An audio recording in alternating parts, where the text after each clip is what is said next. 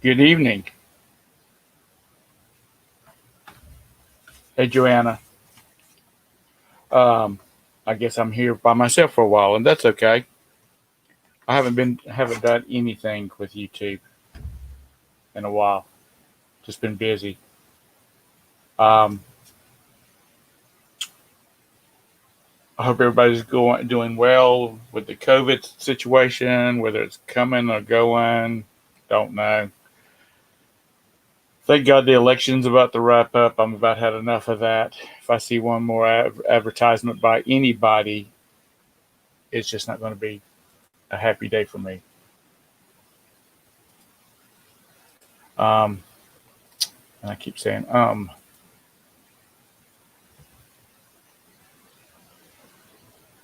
friends up north have started getting snow tonight. I think they got it some last night. My heart goes out to you. We're having a cold snap. It's down to like 41, 42 for the low tonight.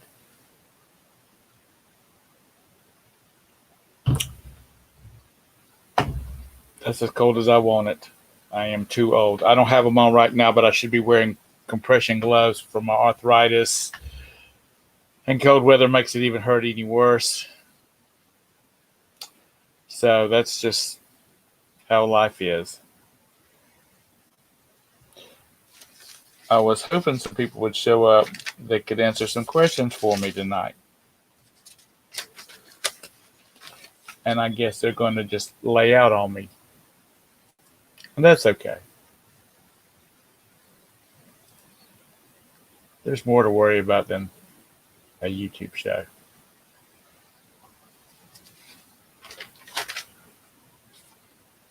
Joanna, did you get all those apples put up?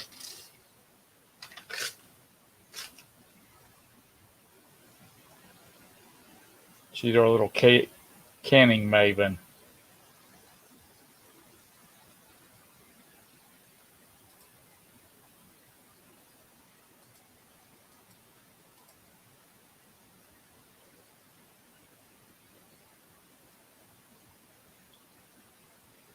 I met up with this fella who has got a business he's getting ready to shut down, and he's wanting to sell off some blocks of merchandise. It's a tractor repair business. So we're supposed to finish negotiating how much he wants for which lot.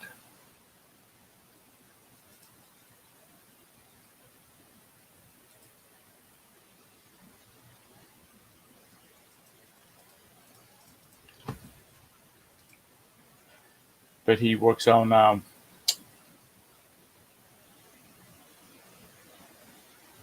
don't know what you call it. It's a size tractor that's above like a lawn tractor. It actually has a backhoe on it, that kind of stuff. I'm not buying heavy. I'm buying equipment, but just parts and hoses and whatnot.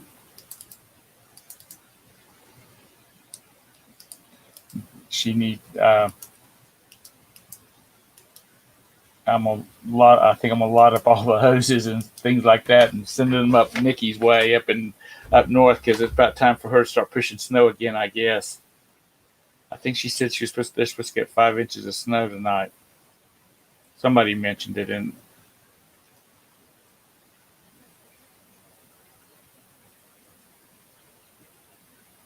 our friend Dex is on the road tonight, headed home from Wisconsin. Wisconsin. So I hope he has a safe trip. He needs to be careful and take a nap sometime or another while he's sitting still.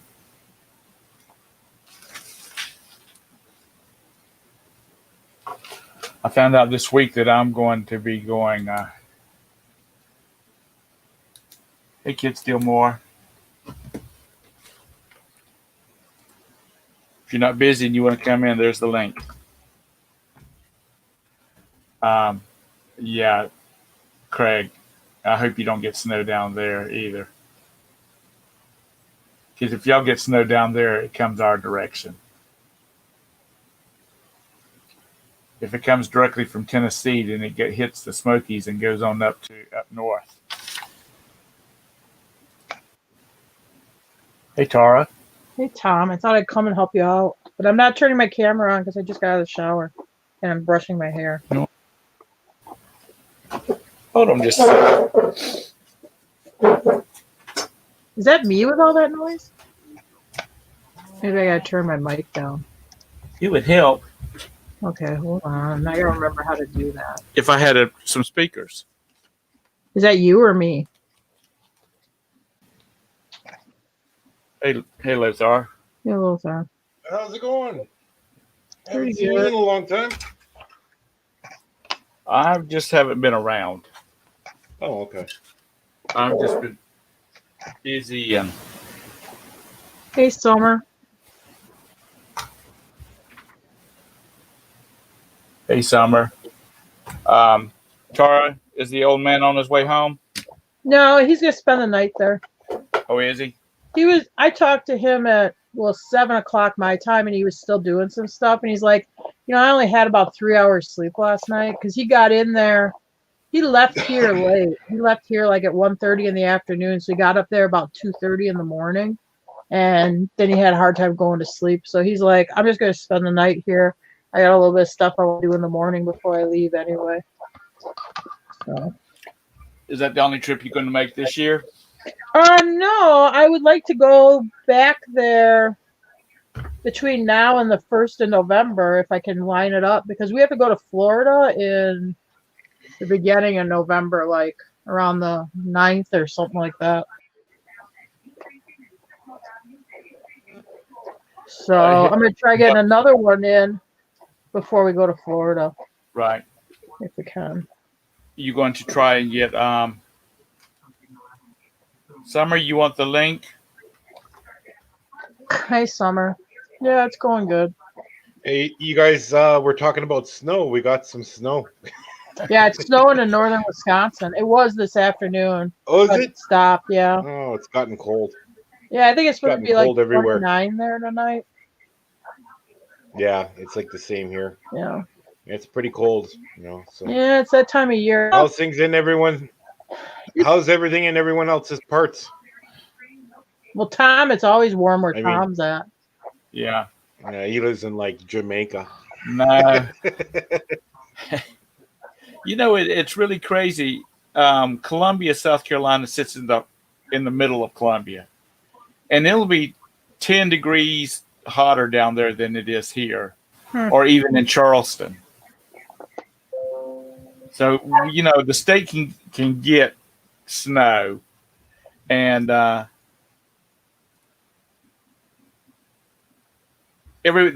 whole state will get some snow, but except Columbia. Columbia won't get any. It's going to be like for here, it's going to be 34 tonight. So, I mean, they're all like, I had to go to town. They're like, oh, winter's here. I'm like, oh, man, you don't even know. Please. I No, always laugh when people say that. Yeah, they have freeze warnings here, and it's going to be, the low is going to be 34. And I'm like, well, stuff freezes at 32, okay? But all right, maybe if you get in a low-lying area, maybe it could drop more than that. I don't know.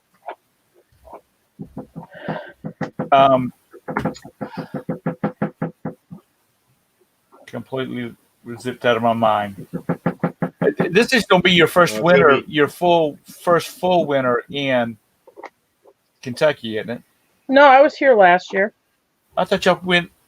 No, Brandon went the whole school year here last year. I was down here living permanent like a year in this past August. So that's my second winter here. Summer says it's 99 degrees there. Yeah. Oh, that's too hot. That's a little too hot for me. Well, I'll tell you this though, you get used to it fast, and because like here, like when I lived in northern Wisconsin, I'd be like, oh my god, it's 80 today. Oh, it's so hot. And now I'm here, I'm like, oh, it's 80. Oh, it's like it's 70 or something. It's just like a pleasant day. Anyway. It's a dry heat. Yeah. Just like it's a dry cold here, and everyone says that. No, cold is cold. It doesn't matter. Like, Yeah. it's people. Well, we plug in our cars here, right, in the wintertime, so the batteries don't freeze up, and or you can heat up your oil. Well, y'all did And that in. people are asking me, can you turn on the plugs? Do you y'all y'all plugged y'all's trucks in up there Looks like too? I'm logging on. Yeah.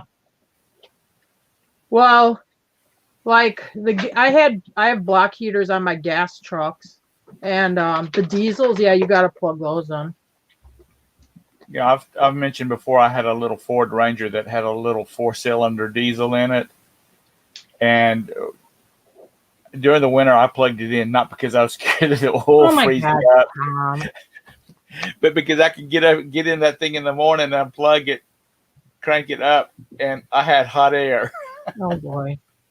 Oh yeah. What was it? A chilly 60 in the morning. No, it gets down around freezing. Oh, it does. Is that when Yeah. do you have alligators where you're at, Tom? But we don't. No. We're not supposed to have any up here. But I if you thought they go down were in the North coast, Carolina. You ever see those pictures where like the swamps will get ice over them, and then the alligators' noses are just sticking up above the ice because they're like dormant. What would you call? right? I don't know, like when they get sleepy, but their noses are sticking up so they can breathe. It's down around the coast. We have them, and we have some big ones down there. Oh yeah. I mean, I guess from my brother's got a 22-foot bass boat, and we were down there fishing one time, and one swam by, and I believe it was as long from tip of his nose to the tip of his tail was as big as as long as his boat was. Wow. Yeah, I've never seen. Okay, Lothar. I've never seen an alligator in the wild. Jim's parents have them across the street from. They live in like a subdivision. There's a pond across the subdivision road. And sometimes they'd have them come up in their yard and that, but I've never seen one. Not in the wild. I thought they were everywhere down there. I've not seen a wild one. I've been to Gatorland, but never saw one in the wild. Gatorland. Yeah, I was watching a YouTube video, and I don't know who it was. It just came up on my playlist, and it was a guy that had all these brochures from like the '60s Yeah. and into the '70s of all these roadside attractions, and he was going to where they were at, and some of the buildings were still there, and some, they were totally burned down or just torn down or whatnot. Well, I like Gatorland, honestly. I thought it was cool. Well, we used to have this thing called Saku Gardens up here in the Smoky Mountains, and they had all reptiles and things like that. And, they would get the boas out and let them hang them around kids' necks and stuff like that. Yeah. Not I. Oh, we have pictures of Brandon with a snake around his neck at Gatorland, and the other one where they sit on top of a gator's back. Their mouth is taped shut, Right. But they sit on the gator's back. Well, you had one drop out of a tree. Yeah, but that was a snake. Yeah, not the gator, but the snake. Yeah. Yeah. It was one of those black snakes. I don't know if they call them rat snakes. Yeah. We had a big one in the yard about a month ago. I walk outside to go to our mailbox. There's a big black snake lying in the yard, which that sounds really weird when I say that. But anyway, I'm like, oh my God, Jim, look at this big snake out here. So he goes out there, we're looking at it, and then he goes and touches it, and it's like, phew, it's gone. It ran. Hey, Cindy, how are you doing tonight? I don't like snakes. They just creep me out. And I grew up my dad had a land surveying business, and I grew up, when as a teenager, cutting lines and driving stakes and all this kind of mess. I never went. The crew that I worked on during the summer, we never went to any swampy places. Oh, I mean, I thought I don't like snakes and I'm scared of them. But I guess if they don't mess with me, then I don't care. But to tell you the truth, Like this summer, I saw 4 snakes here. That's it. I saw a couple garter snakes, that black snake, and then a small black snake. So It's they don't seem like they want anything to do with me either, so that's okay.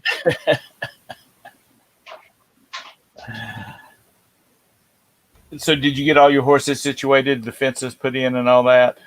Well, I'm gonna do another expanse this winter I'm just waiting for like when it's not so buggy up in the woods and that. I could probably start it now, but I'll probably start it after I get done with this other stuff. When it's winter up north and when we're done with Florida, then I'll probably do it some. Hi, Judgment Care. Hope you're doing well tonight. What do you want, little poop? Come on, I'll let you out. I'll be right back. I gotta let the dog out. Come on, okay. I hope everybody's having a good night. Excuse me. I've been on a modified keto diet, and it has really messed up my system. Burping all the time and whatnot. I've lost Hi, Julie. 30 pounds. Oh, you're getting skinny on us? Do what? You're getting skinny on us, huh? I'm trying. I'm fat yet. I like to eat. My doctor said, I'd like to see you at 170 pounds. I said, I'd like to see me at 170 pounds too. I said, I haven't seen 170 pounds since I was in like 24. Yeah, Jim weighs like 220, so you'd be lighter than Jim. I'm going to tell you something. So Brandon's doing football, and because of this COVID thing, they weren't going to have he's a 6th grader. They weren't going to have younger grades play football. They didn't have enough kids. So then they're like, well, we're going to put them at 7th grade ball. But they give you all this warnings and stuff. So they're like, wow, this is middle school ball. You're going to have 220-pound 7th graders. 220-pound 7th graders? And I thought Brandon was pretty big. He weighs 100. When he started football, I think he weighed about 140. You don't even notice him. He just looks like a medium-sized kid out there. It is amazing. I mean, these kids look like men. Yeah, I don't have any perspective of kids. Kids should be this big and the kids should be that big, and I just don't know, because I have a 10-year-old niece and I swear she looks like she's 12, almost 13. Yeah, I know, but so your doctor wants you to get to 175 pounds, and I'm telling you that there's 7th graders that weigh 225 pounds. I mean, Jesus. I'm not. And you're a man. Anyway. When I was young, I used to water ski. Yeah. I want to get on a water ski one more time before I. Yeah, I was never brave enough to water ski. So I'd like to get on a slalom one more time, and so by next summer, that's my goal. Yeah, and I'd ride on a tube, but I was never brave enough to water ski. So what we're doing is we're fasting. We're interval fasting, I think is what they call it. We eat from 12 noon to 6 in the evening, and we're doing like low carb. And we don't eat the rest of the time. We can drink coffee and tea and stuff like that, but not eat. And it really, after the first week, it's really, really easy. I mean, because we've timed when we eat. So I've got to, like I said, I've got to get rid of some stone, I think it's called. Okay. You're always still 2 stone overweight. Yeah, I need to lose a good ton. No. See, I like bread and that, so it's hard for me to get rid of that. Well, see, that's just it. That's what's killing us too. Yeah, I could live on bread. And we've got a new. This is my devil on my back. We had a brand new Krispy Kreme open up down the street from us. I mean, literally down the street from us. Probably 2 miles. Oh boy. And that hot now sign has been lit up every time I passed it. Oh boy, it's calling to you. It's calling you in. Well, guess what? We have not. We have stuck to this thing, and tomorrow we're having a slack day tomorrow. Uh-oh. We're gonna have a few slices of pizza and a Krispy Kreme, There you go. and then get back on it. Because my niece that's a nurse, she said you shouldn't really stay on it like we're staying on it, because we really are staying pretty tight with it. And we don't have Krispy Kremes around here. We had some in Wisconsin, but I don't see any around here that I've noticed. We have a Dunkin' Donuts, but we don't have a Krispy Kreme. I don't like cake donuts. If I want cake, Yeah, I haven't. I mean, I went to the Dunkin' Donuts once. There's a real good donut place here in town. It's called Best Donut, and they actually have very good donuts. Craig said he'd weigh a ton if they had a Krispy Kreme there. Yeah, Jim would weigh a ton if he had a Golden Corral, and he's gonna lose it. Oh man, is he mad? He's gonna lose his Golden Corral. I think it's gonna go out of business. A lot of the buffets are going out of business. Yeah, the one that was the closest to us, I don't think they're going to be able to reopen.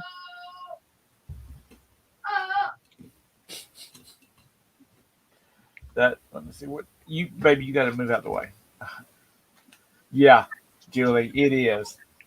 That sucker glows, and I drive by it to pick up Sasha from work just about every night, and that sucker's lit up.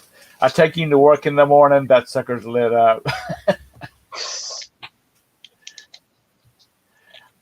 I guess that's my beer. There you go. But I've done really good. It's been open now for a week, and I have not stopped in there one time. Actually 2 weeks. But I've got to, I'm 62. I'll be 63 in December. I've got to lose some weight, and I've got to start walking again, running again. Well, come up here. I'll get you to lose some weight. No. I could shape you up and you'd be a new man, Tom. Hey, Carol. You got your lipstick on? I'll fire the link to you if you want to come in. My niece and sister-in-law that has all the horses. Yeah.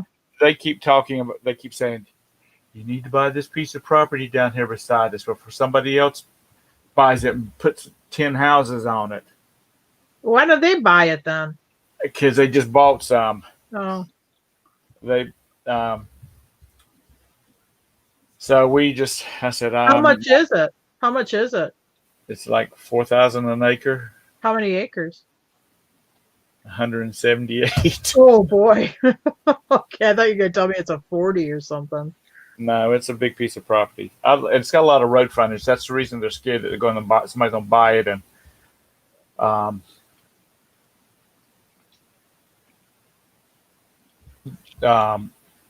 with all the road frontage, they don't have to build any roads, so they can just cut tracks. A couple acre, 3 acre tracks out there.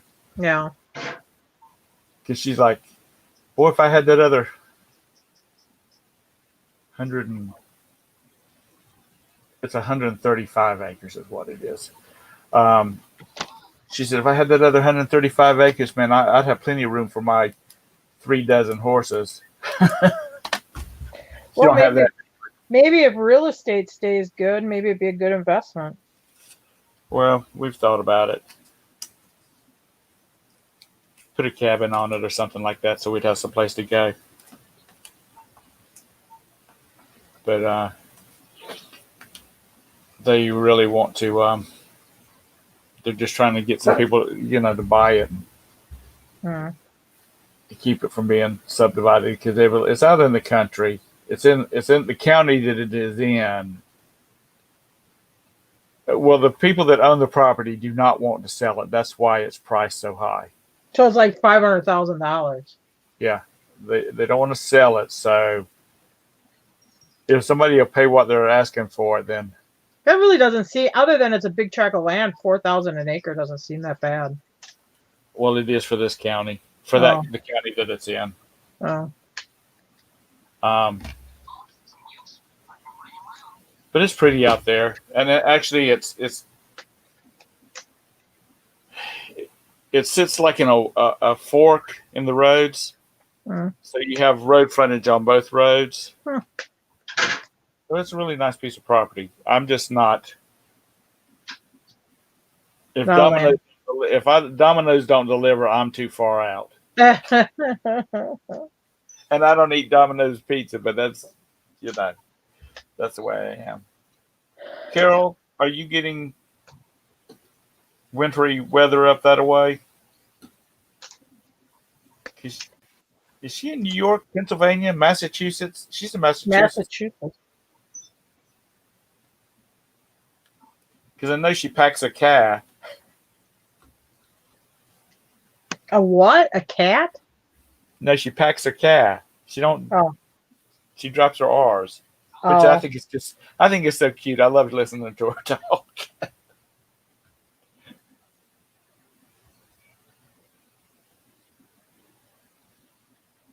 72 cents. Woo! Yeah. Well, I hope it isn't something that's highly fragile when you ship it. Well, my topic of discussion was I'm talking about free stuff tonight. So Oh boy. you're a power seller, so I know. I am? When did that happen? I didn't know that. Do y'all do you don't do any free shipping, do you? I used to do free first class before they did the did the zone rates now. But sometimes on first class I will still ship some stuff free. It just depends. If it's like a first class item, I use like an example. Like let's say I had like an action figure I bought on clearance at Walmart or something, and I Right. bought like 20 of them. Because you're gonna have the other listings on that usually will be with free shipping, so I just do the same thing. So it depends. But like for regular stuff that's not first class, no, I put calculated shipping on everything. Hey, Carol. How are you? Hey I'm doing Carol. Hi, Tara. I haven't seen you around in a while. I know. I've just been busy. No, Yeah. for no reason. I've just been doing stuff. But sometimes when we drag old Tom out, then sometimes I show up. Yeah. Well, he goes on later. Well, like in the mornings, because a lot of times in the morning, like I'm running to town or taking my kid to school and doing other stuff. And then like when I come by the computer, it's already like 9:30, and I know it's like within like 20 minutes of the girls shutting down. I'm like, well, I don't want to show up at the end of the show because that's kind of tacky anyway. It's like, oh great, Tara's here. Okay, now it's time to go. Anyway, so and I know like Valerie likes to have it be an hour so she can go to work and that, so I don't want to like screw that up. Right. I think it's one of the best things she did was to cut it back to an hour. No, and then like I wanted to build the eBay back up some, so I'm like, I gotta concentrate on trying to actually work, and I'm not always really good at working and talking at the same time. That don't happen for me. I got to do one or the other. Yeah, I work slower. I have Jim here, so he's always yelling at me about politics or whatever. So I'm just like I'll listen to Jim. Thank God that's almost over with. We got 18 more days.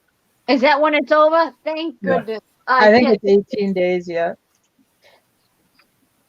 Ugh. I am so over the commercials. I'm hoping our world goes kind of back to normal then after it's over. I don't know, but I hope so, but I doubt it. yeah. I mean, where everybody's like all like freaking out or up in arms on their opinions and stuff. Like if it just went back the way it used to be. Anyway. It's not going to make, they're going to do what they Brando, want. will you let Cody in for me? Hey, Brando. Yeah. Thank you.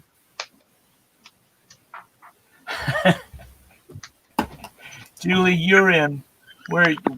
I can't remember. Are you in Florida? No, she's in Georgia. Oh, she's in Georgia. Okay, well that's just as bad. She's in the Walking Dead is filmed.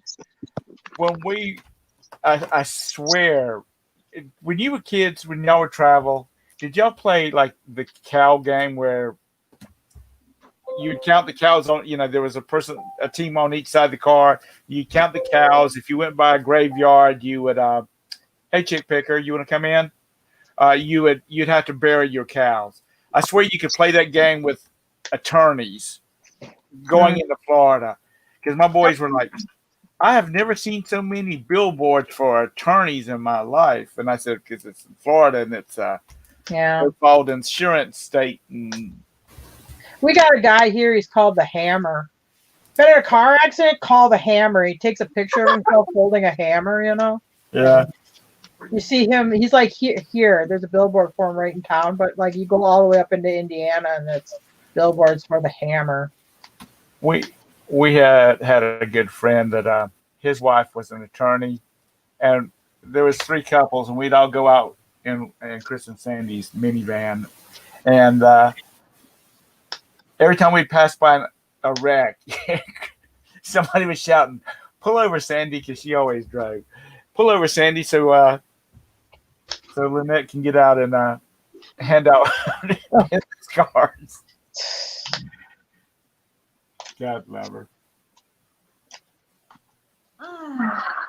Carol, have y'all started getting snow up there yet?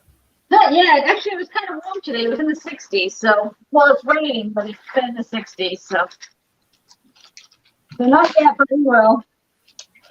Sorry, I look a wreck, but whatever. Hey. I never go on YouTube looking good. Well, that's the reason I said you got lipstick on, because because I was like, there's some people got to go run and put lipstick on. My mother's got to put. My mother can't walk out to the mailbox unless she's got her lipstick on. My hair's in a bun. I didn't do anything today. I'm looking at my pajamas.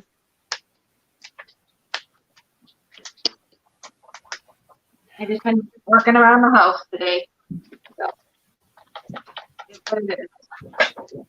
So, Really, dog? What? Come on.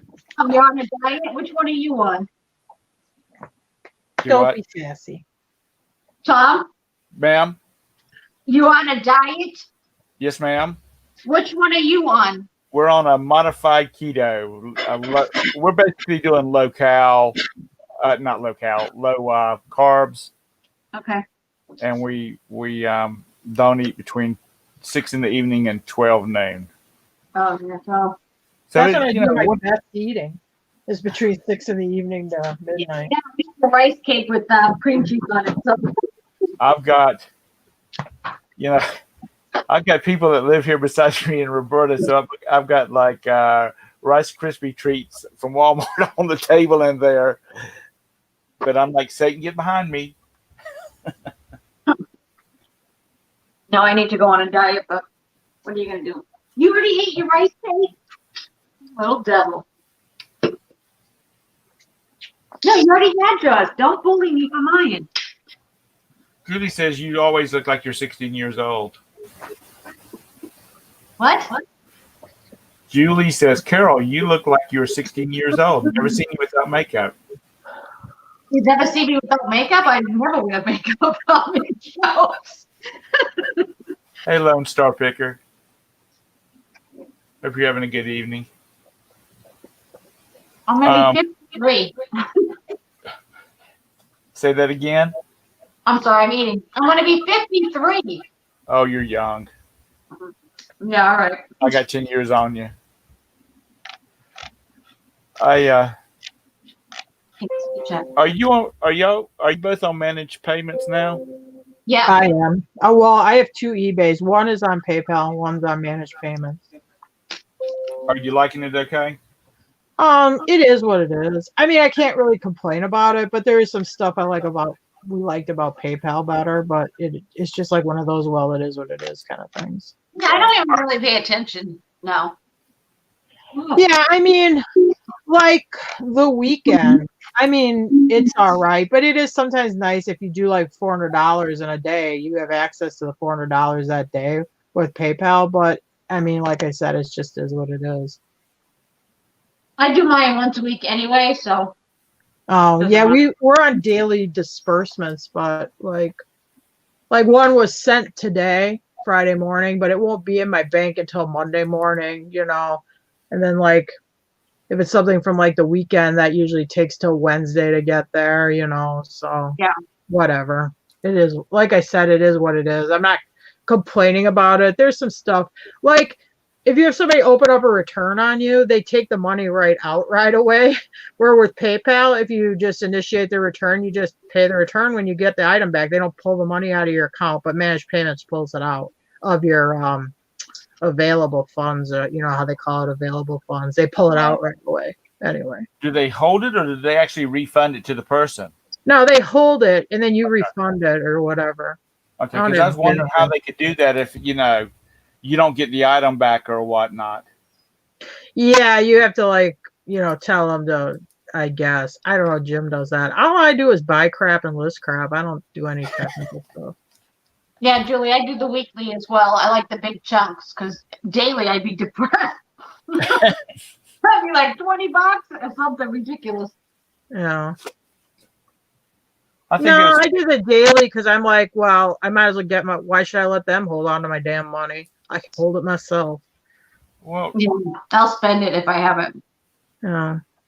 And I like to get it in big chunks so I can pay bills. you make the big money, Tara.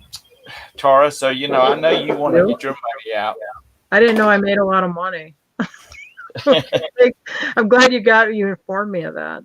No, I mean it's okay. It's not that bad. Oh God, Todd's in there whining because he only made 100,000 this year today. Um, He said, "I might have a good day on eBay today." Yeah, Todd, I know. If you don't get that 100,000 in every day, you've had a bad day. Oh, he just bought out that Weston wear. Yeah, yeah, I see you had gotten a whole bunch of boots and stuff. Yep. He's complaining as he's bringing it in. Todd complains about everything until he starts making it. He starts bringing it all. Let some chings come in. Yeah, then he's all smiles. You're going to let Snoopy in. I forget if I started talking to him. We started talking about him. He would pop his head in here. Snoopy's tiny, Mom. He is? Oh, he is. Okay, I thought I heard somebody scratching at the door. How many dogs do you have now, Tara?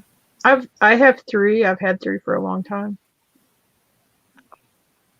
I have the pug, I have the black lab, and I have an old chocolate lab. Okay. How's it going down in Kentucky? I like it here. Yeah. Yeah. I mean, it's nice here. I mean, we're not like out in the boonies like we were up in Wisconsin. The weather's easier. It's a pretty easy place to get along. Do you miss Wisconsin at all? Or? No, Wow. no. And Jim's up there right now, and he's not missing it either. He's like, yeah, I'm ready to go back. I'll be happy to get back out of here. No, you don't have any do you have any family? Jim, I don't. Mine is all passed away. Jim's dad passed away last winter, and his mom and sister are alive, but they're moving up here. But you don't have any. He don't have any. Well, he's got a brother up in Wisconsin. Yeah, he has a brother in central Wisconsin, in Appleton area, just south of Green Bay. And then he has a son and daughter up there.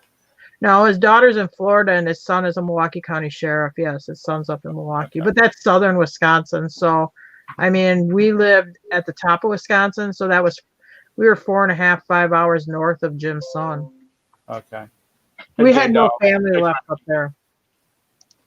So it's probably easier for you to move away. Yeah, they come and visit us here, so whatever, it's cool. I mean, I would go up. I don't think once I'm done in Eagle River, I'm not gonna go back to Eagle River. Really, like, oh, let's go to Eagle River. I mean, I've lived there. I know what it's like. Would I go back up to Wisconsin, like Milwaukee area? Sure. I mean, I would definitely do that. Like, because that's where Jim's kid is right now. until that 5 feet of snow fell, and then she's like, They don't get as bad as snow in Milwaukee. Not that you don't get snow, but in the state of Wisconsin, the southern part of the state is a lot different than the northern part of the state. It'd be like talking to Carol and saying, "Is your winter the same as it is in Scarborough, Maine, or whatever?" Or your weather's probably the same as it is in like Nova Scotia or something. If you went way north, I mean, where I'm from, you literally like it's snowing up there right now. I mean, and it will melt because the ground isn't frozen, but you would have snow on the ground from, let's say, the 3rd, 4th week of November. And there was a lot of years that there was still snow on the ground on May 8th, and that's my birthday. Wow.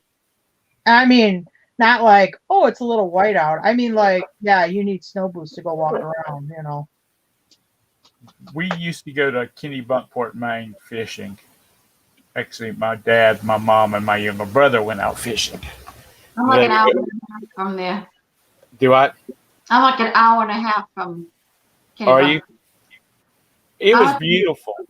It was beautiful up there. I go there every year. Well, not this year, but usually every year. Well, I didn't go last year either, but before that.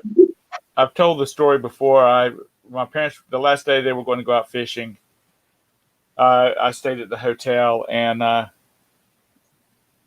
I went and filled up the car with gas, and they saw the South Carolina tags on our car because that's where my family's at. And the boy that was filling up the gas in my car, he's like, "Man, South Carolina, do you ever go to Myrtle Beach?" I said, "Yeah, that's where actually my family's originally from, and we have a farm in Conway, which is about 45 minutes." "Oh, yeah, I know where Conway is. We go to the beach every year in May." So it's June. It's kind of cool for me. I'm walking around in a wool band sweater. You know what I'm talking about? It's really tight mesh weave. He said, "I'm just about finished. Let's go down to the beach." I'm like, "Okay." So he finished it up, and I followed him to the down to the beach, and it was beautiful. It was, stones and 200 feet of sand, and then more stones, and then more sand, and the people were laying out there like firewood, just right beside each other, just pouring down in sweat. And they're like, "You want to go swimming? Or you got I have swim shorts on." He said, "You want to go for a swim?" And I said, "No, thank you." But they always, in May in Myrtle Beach was Canadian Yankee Week. Or that whole month, it was like the Canadians, and then the people from Maine and, the upstate of the country would come down there because it was warm to them. Right. It was still cold to us, but Maine, Old Orchard Beach, Maine is the closest beach from Quebec to Quebec, so they get a lot of French people there. it was really nice. My mom's like, we were at a restaurant one night, and she was talking to this lady, and she said, "Bill, I love it up here. I'd love to live up here." And and the lady said, "Well, I was born and raised here." She says, "But in about 3 months, I'm going to Georgia." She said, "We shut up the house and we leave and don't come back till, the spring." Because she just said, "I just can't take the cold anymore." But it's, hey, Mr. Sadie, Hellfire. Mr. Sadie's giving his dog sugar treats. God. He did a video. His dog was like passing around the coffee table. It was hysterical.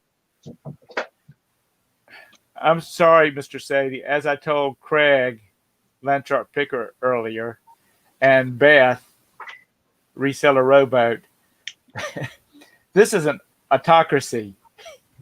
If you want free stuff, we'll have to ship you to California or New York, where all the deadbeats are at.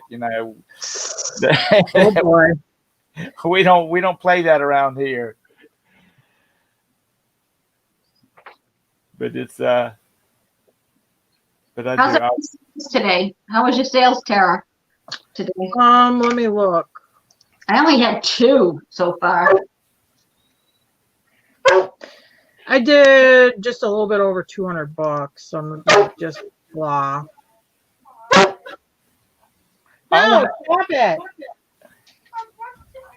1, 2, 3, 4, 5. I think I only did 6. Yeah, I only did 6 items. At least you had some bigger ones if you did 6. Well, I sold a thing of visionware. You know that amber visionware. Mhm. Okay, I gotta stop this dog from barking. Will you stop? I've got Stop, stop, 3 stop. people that I'm getting ready to turn in tomorrow for unpaid. Well, I have a few. I have like 5 unpaid, but I'm just, they make offers, and then you accept them, and then they don't pay.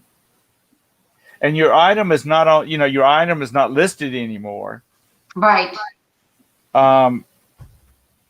They don't collect fees until money's actually transferred, right? Yeah, I don't think so. I don't even know now with the managed payments. You pay it.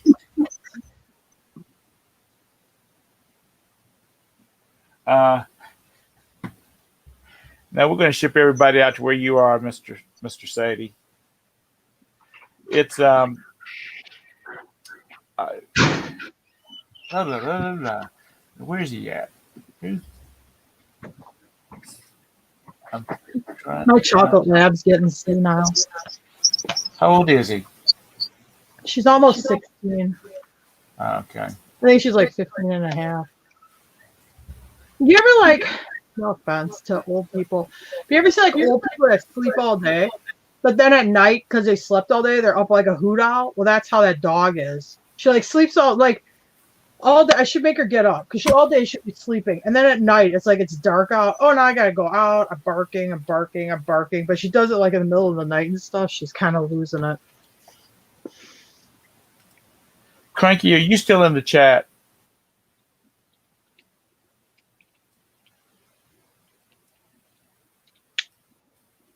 Oh, he's in California. No damn wonder he's cranky.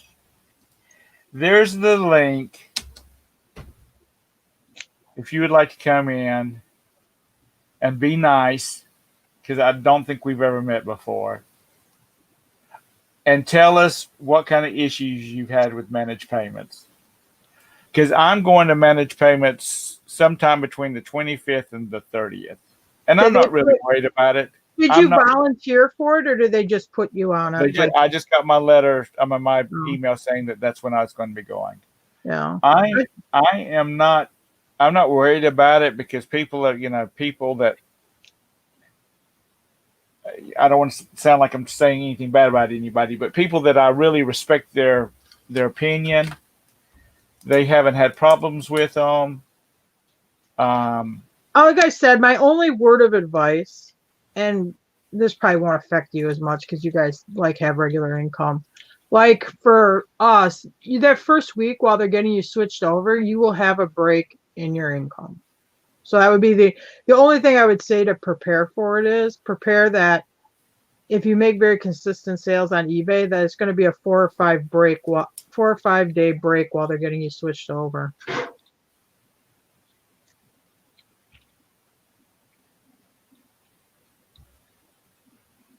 Like that the eBay invoice, I don't have such a huge eBay invoice at the end of the month or whatever.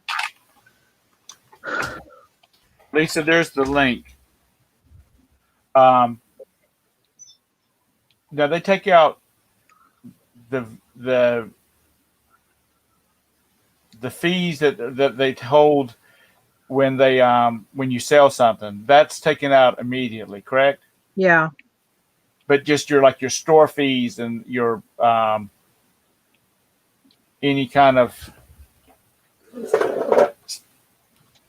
other kind of like your promotions and stuff like that, that's held to the end of the or month. if you ship FedEx, that would be on your monthly bill. But honestly, now that we have UPSs on the shipping tab, we don't even do FedEx anymore. UPS for us has been comparable to FedEx or sometimes cheaper. but I have to drive like 15 miles to my closest FedEx drop off where I have a UPS drop off right in town. So for that, I mean, even if it cost $1 more to ship at UPS, I'd burn more than $1 worth of gas driving it down to the FedEx. Now, are you shipping? Do you ship anything through Pirate Ship, or do you ship everything through like? Jim does some. Yeah, he checks it. He does it some. If Carol, I'm shipping, if I'm here by myself shipping, I just run it usually through eBay. Carol, do you use Pirate Ship any? No, only for personal stuff. Oh, if it's something weird, I'll do it, but I just do it regular. It works good on like the cubic shipping and stuff. It just depends what we're shipping. Mr. Sadie says he can't find my FedEx and now UPS balance for the month end. Otherwise, Hey Beth. not many complaints. Hi, Beth. Hi, Beth. Oh,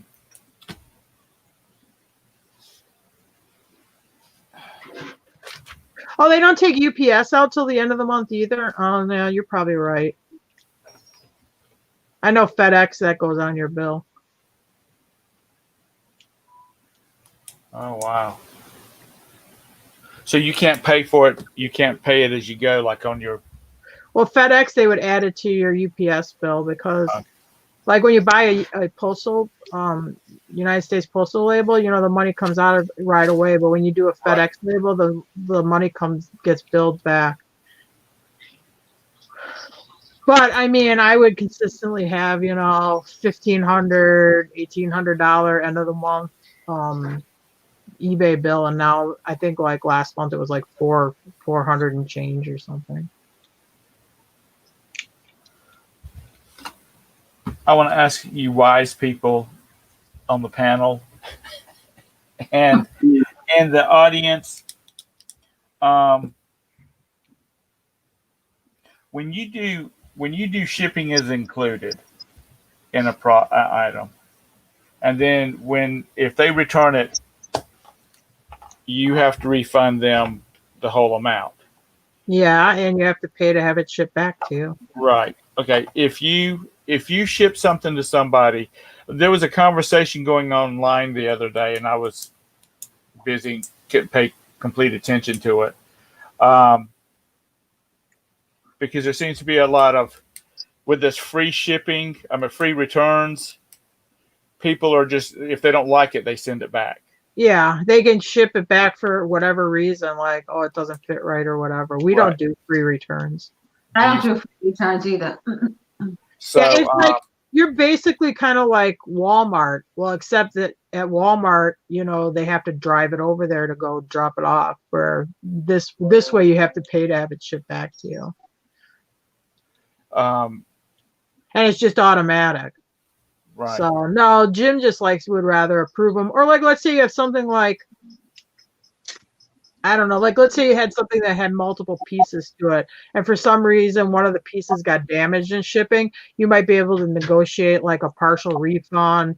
Or if it's an item that, you know, like I had some of these items with all those totes I bought, like let's say it was a $9 item, free shipping, and I don't have it insured because it's cheap or whatever, and it breaks in shipping. I don't want to put more money into the thing to have it shipped back to me. So it doesn't give you that flexibility. But in the case of this, like, I just don't like it anymore.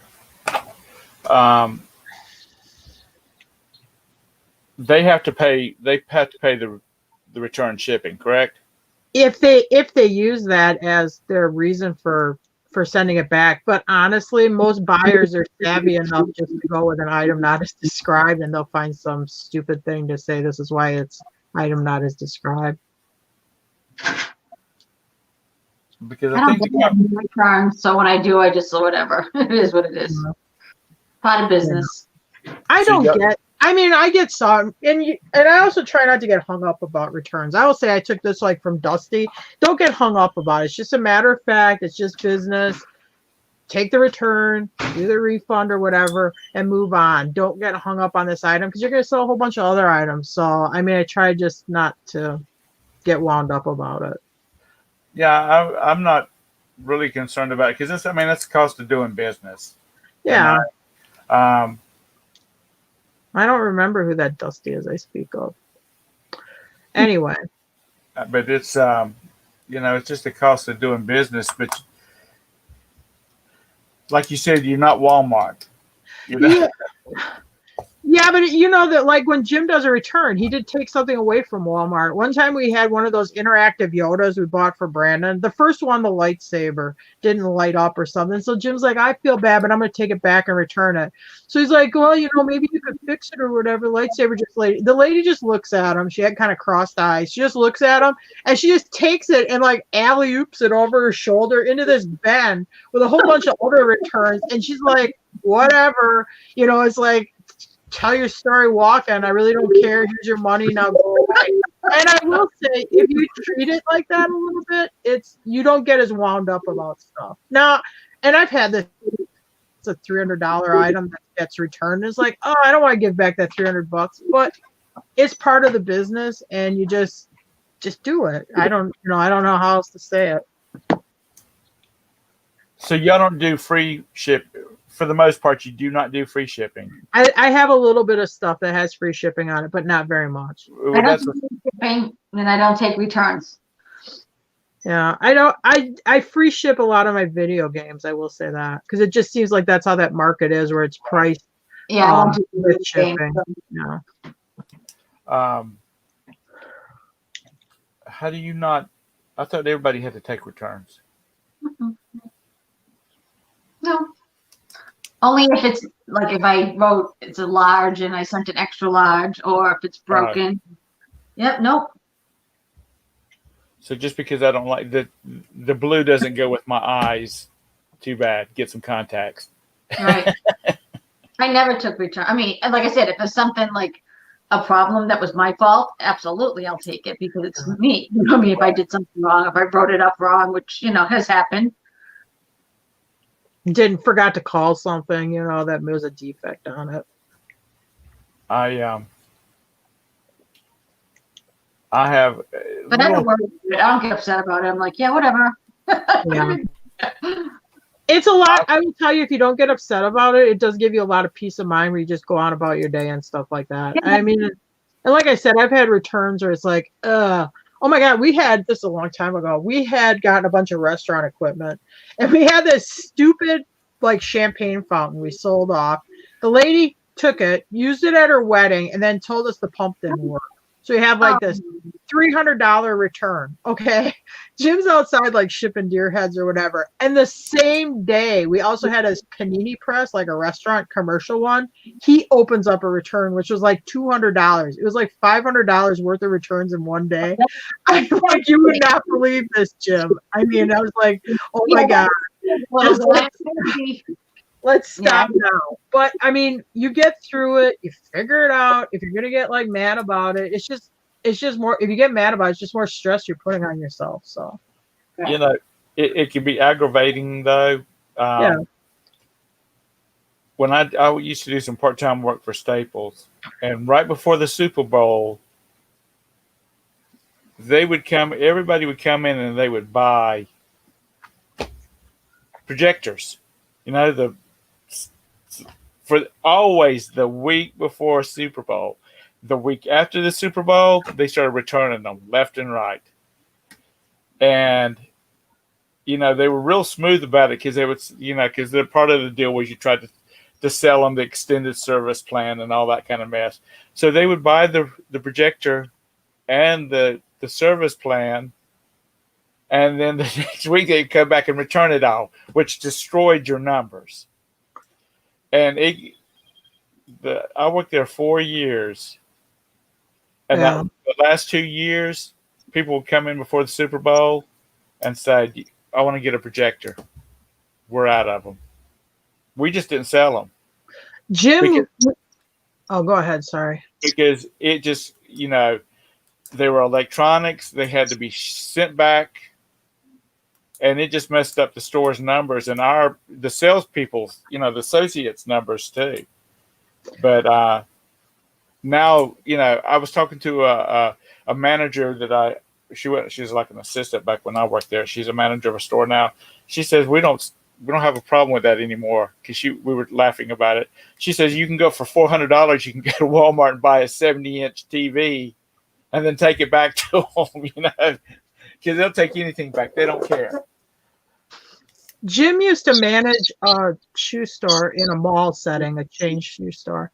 And he said there was times in like January, end of January, February, where with people with gift receipts, where he goes, our store would be actually in the negative for the day because we had to do so many returns or whatever. Wow. And then on the $500, yeah, it's like, that day. I mean, it was like just keep kicking them running down. But there's a very happy ending to that. So the champagne fountain, this is like, this must be like 6 years ago now. It doesn't come back on time. Okay, she isn't shipping it out. Doesn't come back in time. Within, what's the time limit she has when she opens a return, to get it back? She doesn't ship it during that time. So I don't know what happened. eBay lets us keep our money. I think then eBay let her keep her money. The thing came back like 35 days later. And we resold it again. So I got to totally double dip on that one. And I know it makes me sound like a real jerk, but sometimes when you got to deal with it. So we resold the champagne fountain the second time. It was sold on Bonanza. So I sold it for $300 again. So, and because eBay gave me back my money, I actually got $600 for that champagne fountain. And the Panini Press, even though they opened the return, they never sent it back. I've sold some small stuff. I mean, and they'll open a return, and I'm like, send it back. Once I get it back, I'll refund your money. Yeah.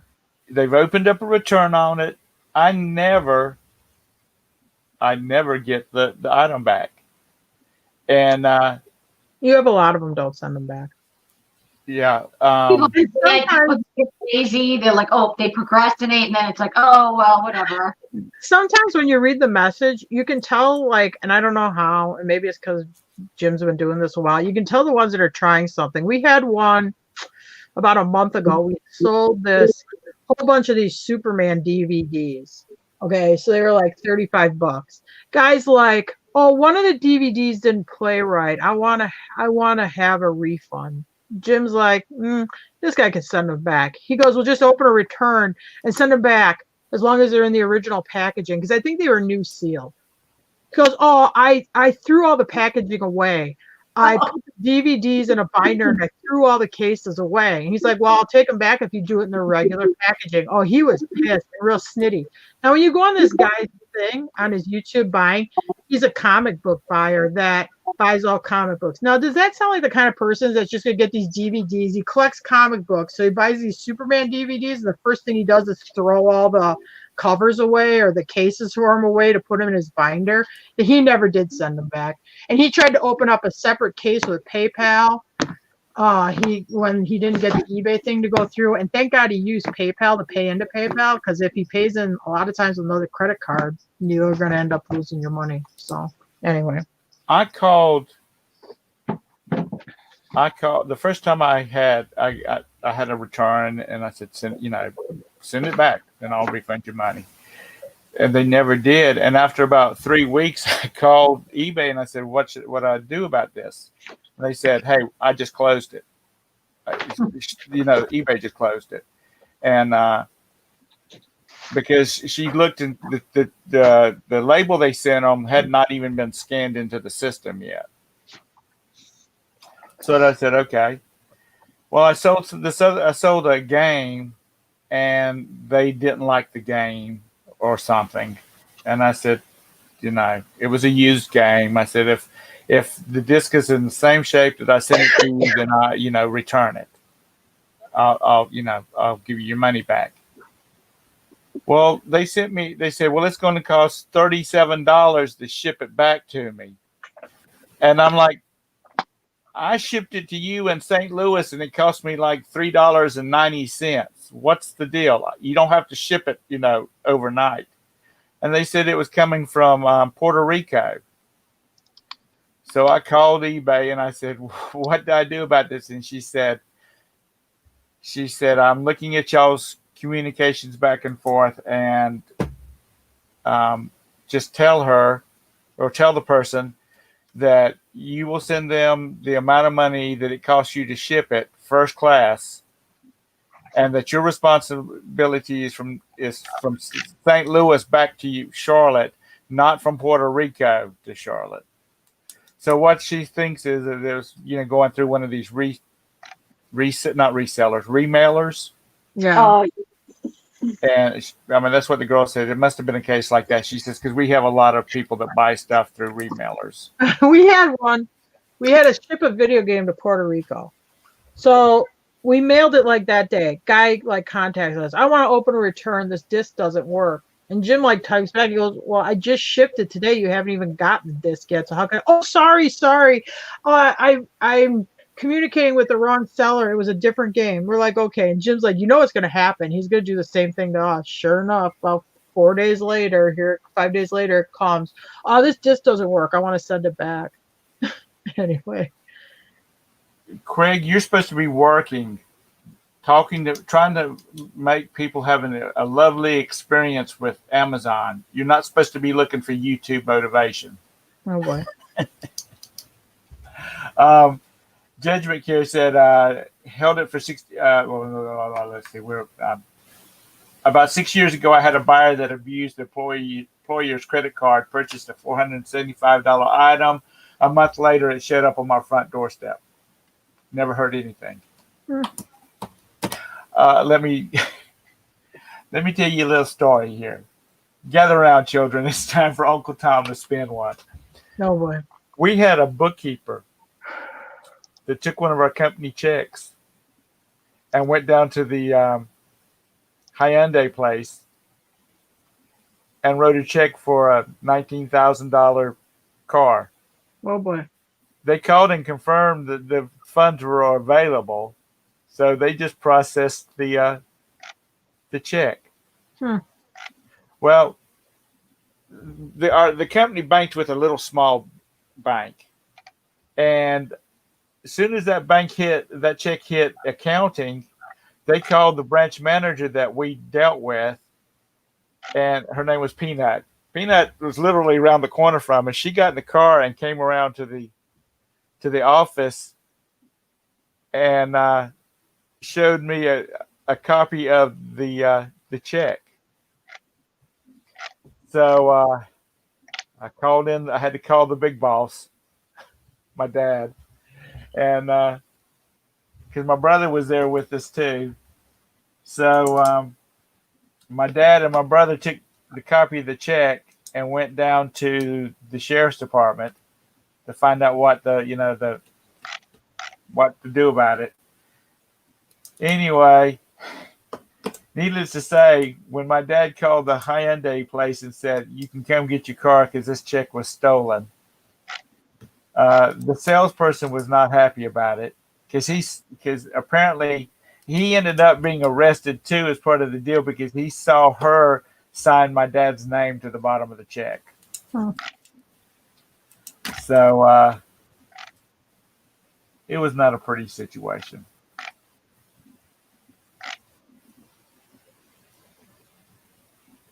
Oh, I thought she was going to be like a signer on your check. She actually forges your dad's name. Wow. Yeah, she actually signed his name to it. Oh yeah, that's my dad was like, "Why did you give her a blank check?" I said, "No."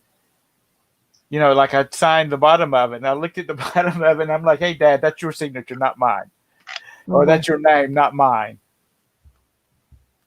Because she could have honestly, we paid all our bills on one day, and I would sit there and sign 50 checks.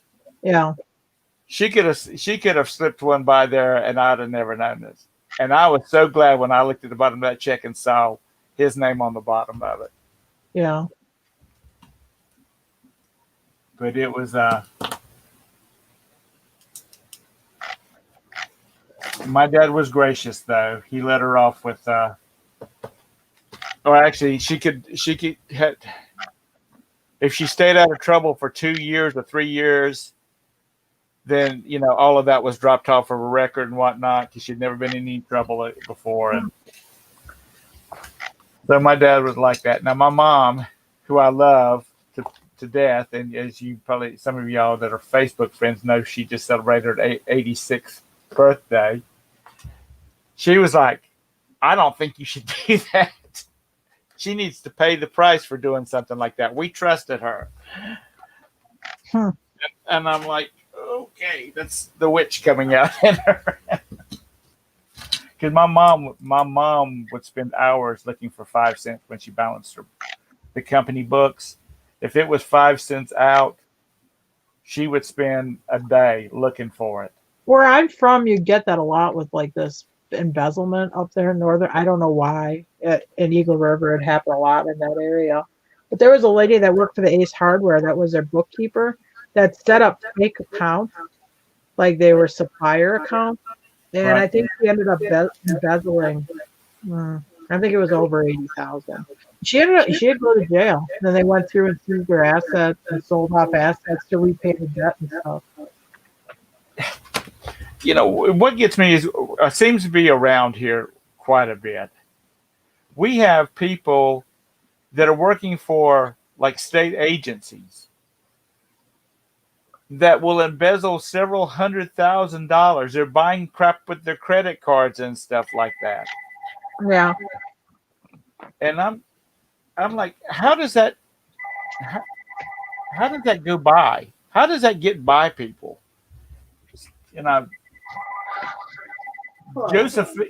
Josephine from How's it going? Dr. I got to Tony mute. Newport. Yeah, hold on.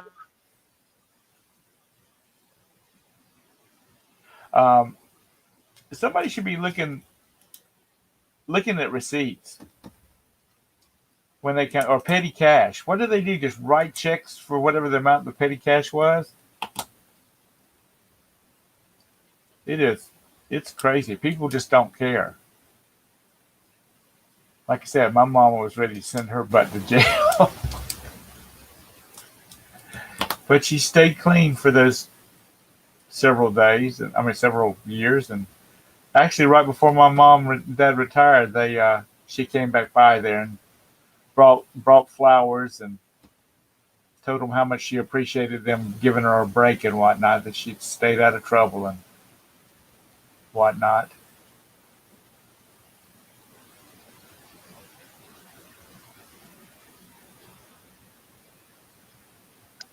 It's no telling. Oh, you were on. Oh, that sounds like a good story. That Mr. Sadie, her phone ran out of charge. Oh, boy. Was it your boyfriend? Yeah, the one I married, not the other one. Do what? Not my other boyfriend, the one I married. Well, that's what I was talking about. Oh. He camp. Is he really staying at the camper tonight? Yeah. Come on, Tom. Northwoods boy, you got to toughen up a little. No, he still had one of his old hunting heaters left, so he's been running that for a couple hours, but warmed it up in there. He'll get in his army sleeping bag and zip it up. You couldn't have given him $49.95 and sent him to a damn hotel. Do you know, Jim? He's the cheapest. I wouldn't care, but he's the cheapest person alive. And because right now his only vehicle up there is the box truck. He's not going to go drive it into town half loaded because then the shit's all going to fall over. So, yeah, no, he won't do it. He's stubborn. But he's used to that. Well, maybe not as much now, but they used to deer hunt. They'd stay in that camper and stuff like that. That's just what they do. Beth said you were using your sexy voice. Yeah, I didn't know I had one of those. Well, if I was using my sexy voice, I didn't talk to him for very long. No, I did tell him don't freeze to death on me. Well, at least you get some Social Security out of it.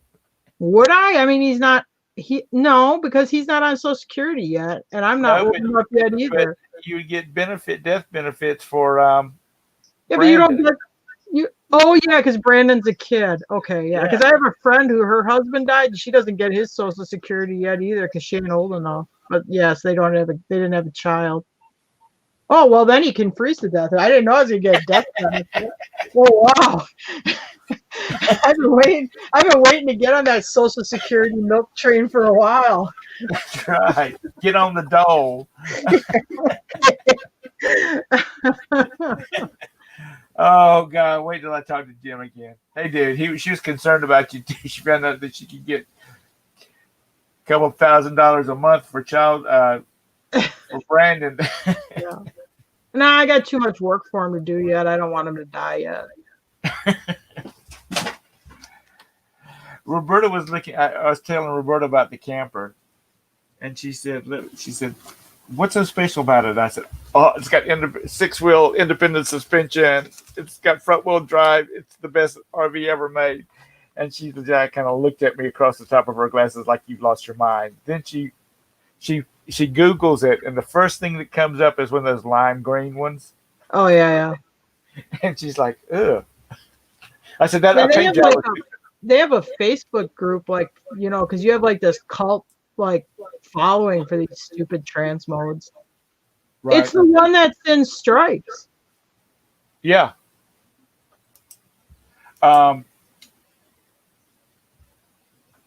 She's. I would like to sell it. Honestly, I don't want it, but Sasha. he's it's his decision. I'm kind of hoping that he's like, well, I got to put new tires on it, but if I think it'll make the 800 miles, then I'm driving it down there. But if I don't think it, then I'll sell it. And there's part of me, and this sounds really shitty, I kind of hope I was like, I don't know if I'll drive it that far.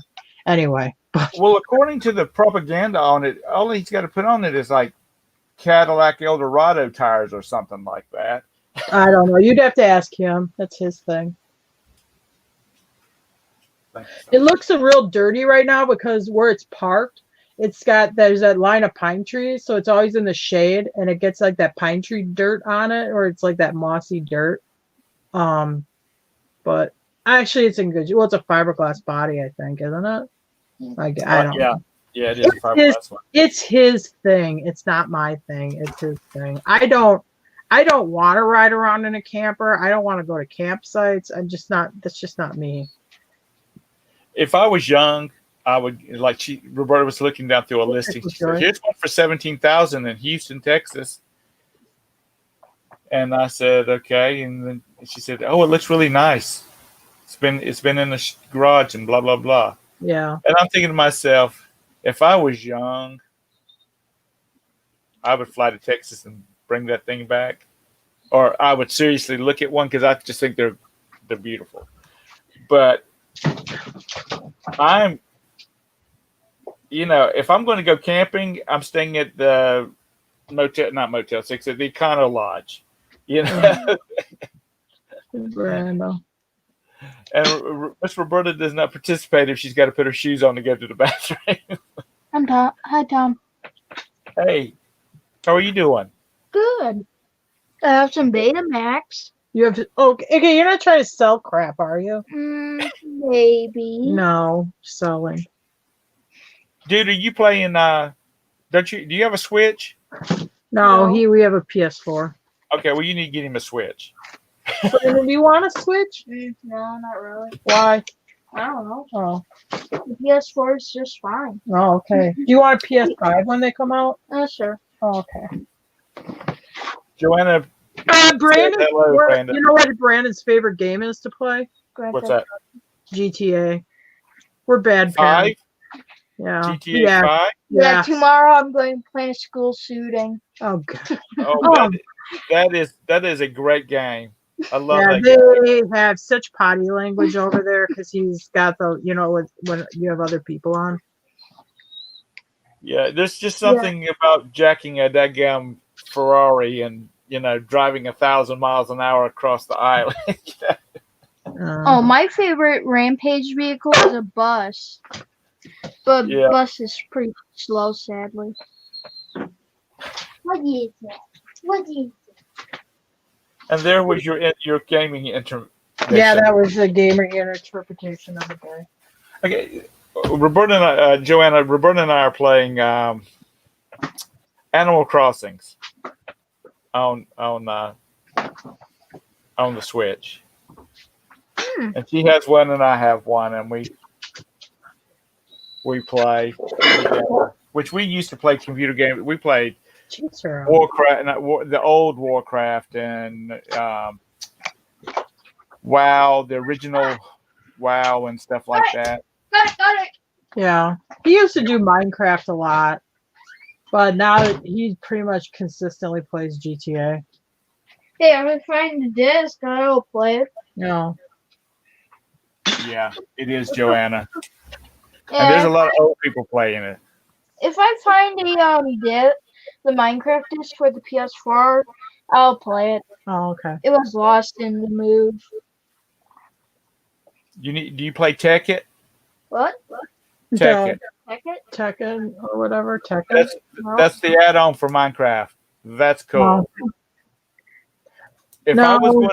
If I was going to have to fly from here to Los Angeles or from here to Europe, I would take a Switch or I'd take a laptop with Minecraft on it because I don't sleep on planes because I snore and I don't want the pilot going, would somebody look out the window and see if number three is about to go out? Ooh, that's a good build. A goose hitting a plane. So yeah, he used to play a lot of Fallout, but he hasn't even been playing that. Well, I used to remember playing Fallout 76. Yeah. Those games just go on too long for me. My ADD kicks in and I just get bored with it.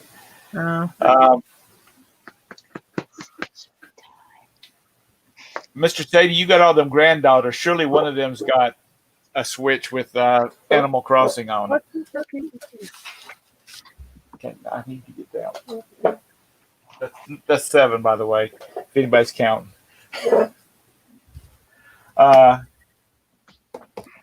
Where's my questions at?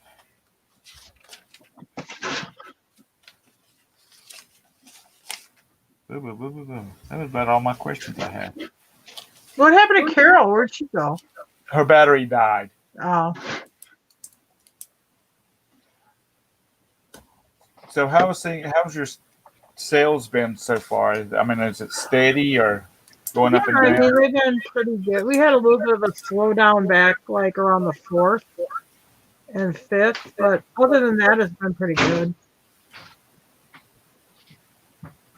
But maybe I mean, we don't have very much. We're kind of locked down yet, so we don't have any live auctions really going on and stuff. I mean, I have some online auctions, but we don't really have much for live auctions right now. Are you still locked down? Yeah. When did you move to New York? Well, when they voted in a Democratic governor here. I mean, he's always threatening. Like, okay, I'll use this as an example. Like school. Brandon was virtual learning, and then about a week and a half maybe before fall break, they went back to school for 4 days a week. Then he had a week off for fall break, and then during fall break we got the message that now he only goes to school 2 days a week. That's awesome. Yeah, and then they got a lot of like they're always threatening to like shut down the restaurants more and stuff. I agree with you. I'm chasing you away. My next door neighbor teaches at a private school, and they went back to school. Let's say that he had 20 kids in this class. 10 of those kids were A day, 10 of those kids were B day. Yeah. So on Mondays, A day kids were there, and B kids were doing virtual. Yeah. And nobody was at school on Friday. Yeah, that's how it is here. Brandon, go ahead. It was driving him. Matter of fact, they had a couple teachers threaten to quit because they weren't getting anywhere. And he frankly said that which they're starting back full time the first Monday in November at school. Yeah, I don't know It's because going to take to the first of the year to get everybody caught back up. They switched Brandon down to 2 days a week, so he goes Monday and Wednesday, and then so I thought, well, okay, Tuesday, because this just started last week. I go, well, it must gonna be have Zoom meetings. He's like, yeah, I can't find it. So I called, and they're like, oh no, it's just the homework we send home with him. That's what he works on. So he doesn't have any like classroom Tuesday, Thursday, or Friday. In my personal opinion, they should do this every year, every week. Okay. You'll be stupid time you get out of by the time you graduate. Don't worry. I can be stupid, but still find a course in college called underwater basket weaving. Okay. You didn't listen to your father too much. Don't worry, I won't be. They I said all along in North Carolina the governor just said we're going to start back the first Monday in November. Do you have to wear masks? Yeah. Yeah, so do we. They extended the mask mandate till after the election now. I have a question for you, and anybody in the chat, feel free to throw out an opinion. These shields that look like welders' masks. Yeah. What the hell is the purpose of those? Do you keep, if in case you sneeze, you don't blow snot on somebody? Well, like you ever like talk to somebody that's a sprayer? Achoo. Yeah, I guess. You know what I mean? So now they can just spray their face shield. But I mean, wasn't it just common manners before where you don't like spit on people when you talk to them? No, I spit on people all the time. Okay, come on. Before coronavirus, I spit, I cough, I sneeze on people all the time. Now it's illegal for some reason. I do not know why. Okay, you're being a smarty pants. Now, come on. How dare the government restricting us doing that? Okay, now you're getting too political. Go, I'm chasing you away. How about I talk about dogs No, for Trump? no. Tom's talking. I am, I'm pretty Republican. But as far as the whole COVID thing, they're giving our governor, who is a Democrat, a hell about it. I'm not. That's not what's got me pissed off at him. Because all these states have had Republican governors and Democrat governors, and nobody had the answer. Yeah. There's not an answer. You just got to do the best you can. Yeah. It's one of those events that happens, What are you doing with the sponge? Oh, God. I love my cat. I love my cat, but sometimes she can try my patience like a child. Well, don't let her eat a sponge. You'll have to take her to the vet. No, she totes it around. Oh. Don't close my screen, please. Yeah, I can see that they cover your eyes, but you're not doing any filtering with them. It's just rediverting them.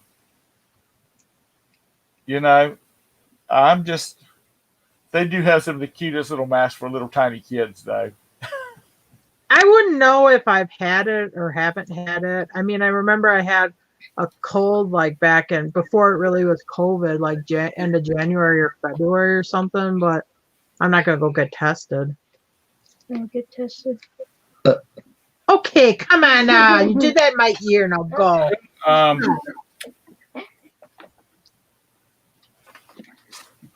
Was it somebody? I can't remember whether it was somebody in the reseller group hangout or whether it was on my personal Facebook.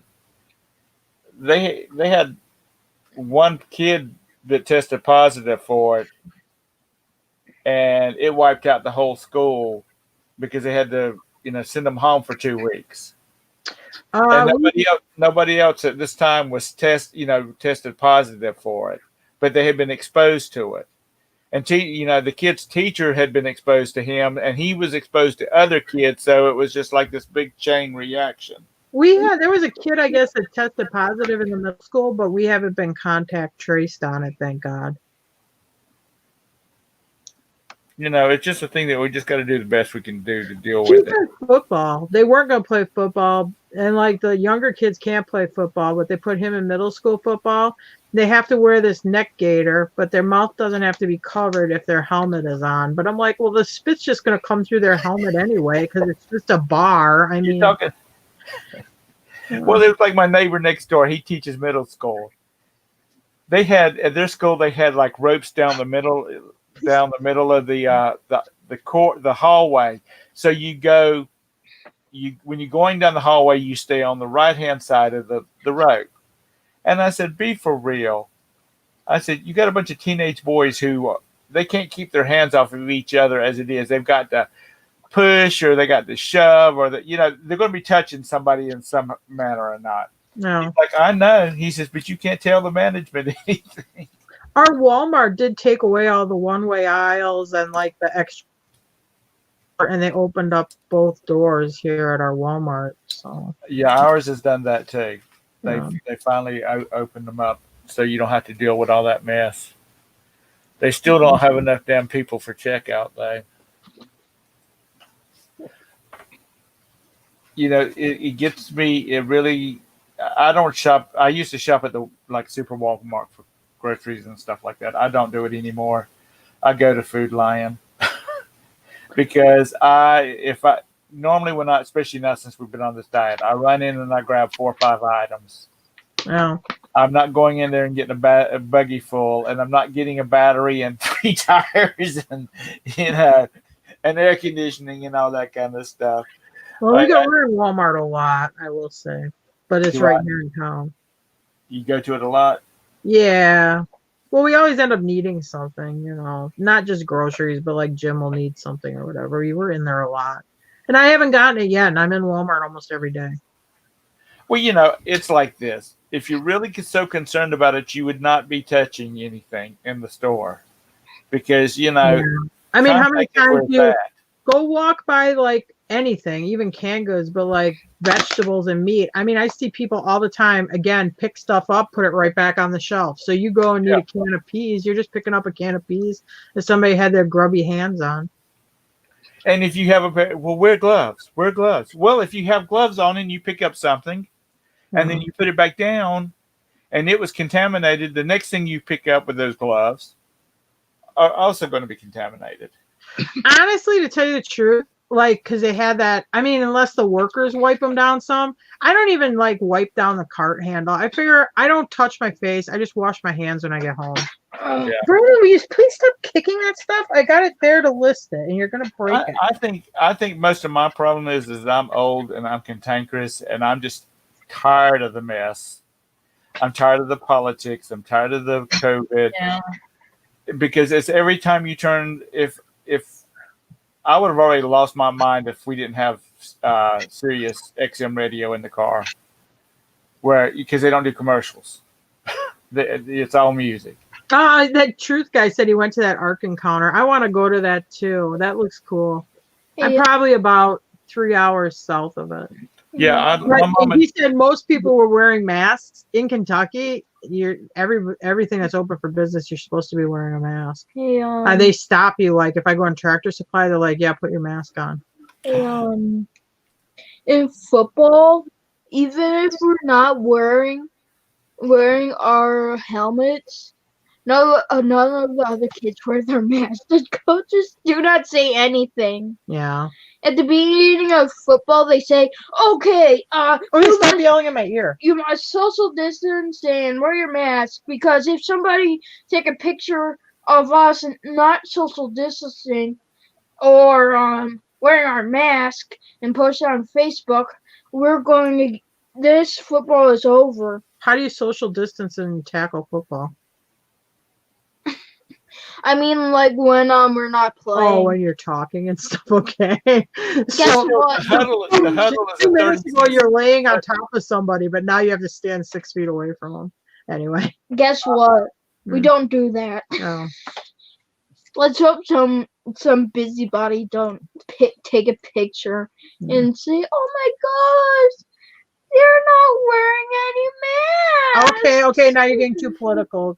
David, were you? Although I You live in did North Carolina, or were you just flying recommend- through North Carolina? Sorry. He was like North Carolina airport, wall to wall people, most wearing masks. Both planes full. They let me fly over the borders, but won't let me drive where I can see no one. Mm. Well, it was like Bridget was talking about, and if anybody else is from one of those states, they can't. If they travel someplace, like if they would come to North Carolina, when she got back, she would have to Yeah. stay at home for 2 weeks. If they have a way to enforce it. I mean, like here, like what the governor feels is hotspot states, which right now is one of the states on that list is Wisconsin. We're supposed to have travel restrictions to those states, and we're supposed to quarantine for 14 days. Jim wasn't up there like hanging out with anybody. We just ain't gonna say anything. You just said something. Yeah, it was just Tom. So, And 13 other people. well, nobody's gonna tell. You don't know that. Judgment Men Care USA might. The Truth might. Okay, all right. Now you're getting too much. You're getting like a show off. So goodbye. Go. Judgment Care says PA requires orange mask for hunters. Hey, Glenn. This is stupid. I do not want people with guns having fog glasses and reduced oxygen to the brain. You know what? If you're out in a dadgum tree out in the woods, I think you would be It's orange masks on Hunter. Yeah, you're by yourself. I can tell you this: when we sit at football practice, I don't wear a mask. We're socially distancing outside. I don't hang around in a group with other people. We're like way parked away from us, me and Jim, and we don't wear a mask outside. It's just, it's going to be okay. We're going to get through it. Oh, don't talk like that. You sound like my governor. He says that too. He talks like Mr. Rogers, and then he goes, "Now we just have to say we're going to get through it. It's going to be okay." Now everybody say it with me. We're going to get through it. You're going to be okay. And you're supposed to say it like 3 times. It's a little ridiculous. What if Do I tap my ruby slippers together? Yeah. Here is Mr. Rogers? He might be. He kind of looks a little bit like Mr. Rogers. What if he is? Mr. Rogers is back. He's the governor of Kentucky. Joanna said Ryan went hunting tonight. He doesn't wear a mask in a tree. Yeah. Yeah. I mean, what the frig is the point? I've been driving down through Charlotte and seeing people with their mask on driving it. I see people driving around the car with a mask on. Hey, Nikki, what are you doing? Hi. I'm at Walmart. I believe in it. I mean, because look at poor Deb, what she went through. Well, I didn't say it's not real. No, Yeah. No, I don't. But I wear my mask out of respect for other people because they want you to. But like when I did my rummage sale last weekend, I didn't wear my mask unless somebody came and had a mask on. Then I put my mask on to respect them. Yeah, but what did you do when you were walking around with no mask, coughing on all your stuff for sale? Yeah, no, I'm not sick. I mean, I guess you can pass it on. You can have it. Or I've seen you where you lick the palm of your hands and then touch the stuff you're going to sell. Yeah, no, I don't do stuff like that. So, okay, let me interject right here. The truth. You are David, correct? Yeah. He says, I'm not a hunter. Do deers climb a lot of trees? No, but you sit up in the tree so the deer don't see you. Well, I know. I'm sure he knows that, but he was saying, do they climb a lot of trees where you... Oh, Lord have mercy. Well, bow hunters sit up in the trees a lot. Yeah. Like at our auction, hardly anybody wears a mask. I mean, I keep my mask there. I have it on down underneath my chin. Hides my double chin. I like that. But we don't usually wear them. But most of the auctions are outside now. Well, even when we went inside last night after dark, nobody was not very many people had their masks on. We don't really have any live auctions going on right now. I went to one outdoor auction about a month ago, and I took my mask with. and the auction workers were wearing masks, but nobody in the crowd was wearing a mask. And I didn't want to get Yeah. profiled as being a Democrat by wearing a mask. So Joanna, my brother and his son and their friends at deer hunt, because we live in the middle of deer hunting around here. They have these real elaborate stands they build up in the trees. I mean, these little things that you like put around your tree and you climb the tree with it. It's your chair. That requires too much light. They've got like 8x8 deer stands with ladders and. Yeah, Jim used to do that. And then Jim, because it would be cold, second week of deer hunting, I mean, a lot of times you have snow on the ground. He built these like wood shacks that you could heat and stuff. Right. And they had like a drop down blind window that they opened up, you shot through. I think I only have been in one, and the only thing I remember is 2 chairs and a naked lady poster. Oh, she wasn't naked, it was Betty Page. Who's Betty Page? Yeah, she was in her swimsuit. I was watching this thing. I'm not sure. They're either upstate U.S. or they were in Canada, but they were ice fishing. And some of these people in their ice huts that they drag out on the ice. Oh, yeah. Them things are like, this one guy had like solar panels and yeah, they'll be like cabins. This kind of stuff out there. Yeah, they'll live in them for the weekend or whatever. Yeah, they'll be like a cabin on the ice. But no, I just don't.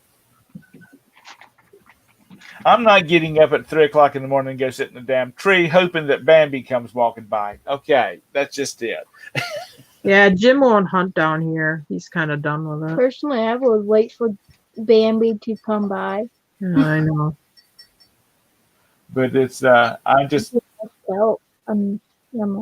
I deer hunted for. I mean, not deer hunted. I duck hunted for a while, and that was fun because I take my boat, and I was more of a boater than I was a hunter. We'd go out on the rivers around the low country and duck hunt. And and duck hunting, you can a lot of times just shoot and shoot and shoot.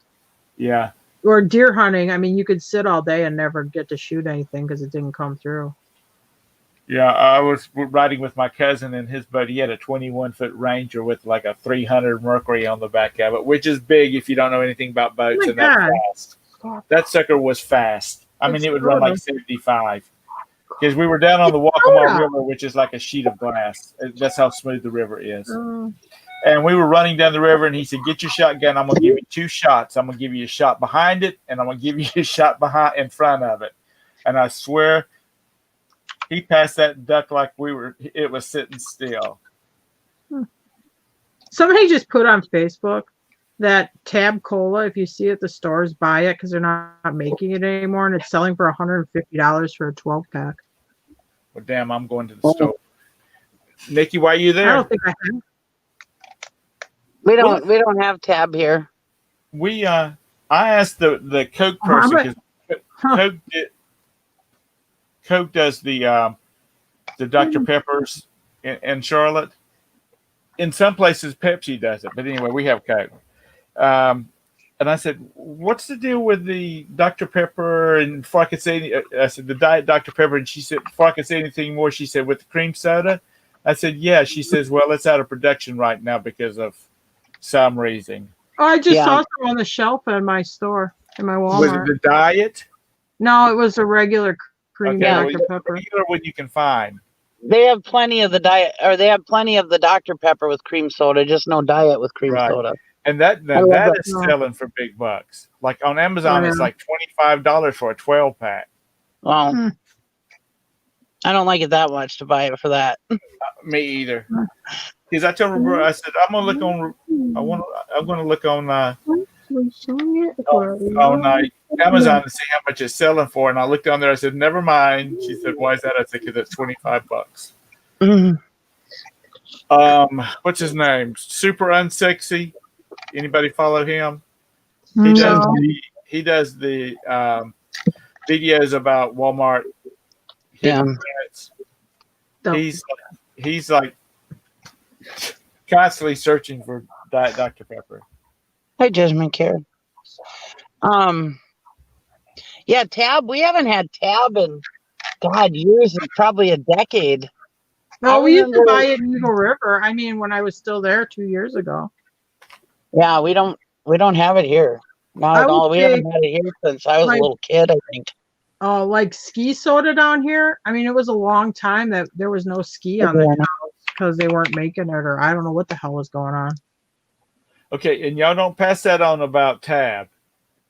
They can't be here in my show. They don't need to get the daggum BYOBs or the whatever it is. Okay. Yeah, Diet Dr. Pepper is easy to find, but the Diet Dr. Pepper and cream soda is not easy to find. What sold for what sold on eBay for $100, Glenn? The Diet Dr. Pepper or the Tab? Yeah, I'm a Diet Dr. Pepper fan. I think it's Tab, but I looked at the solds on Tab. Some of them were like 2 12-packs for $100 too.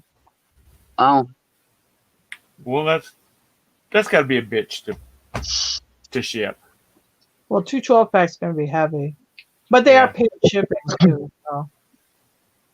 So what you at Walmart getting, Nikki?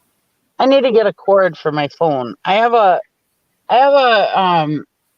that new Samsung S20, the Ultra or whatever, the nice phone.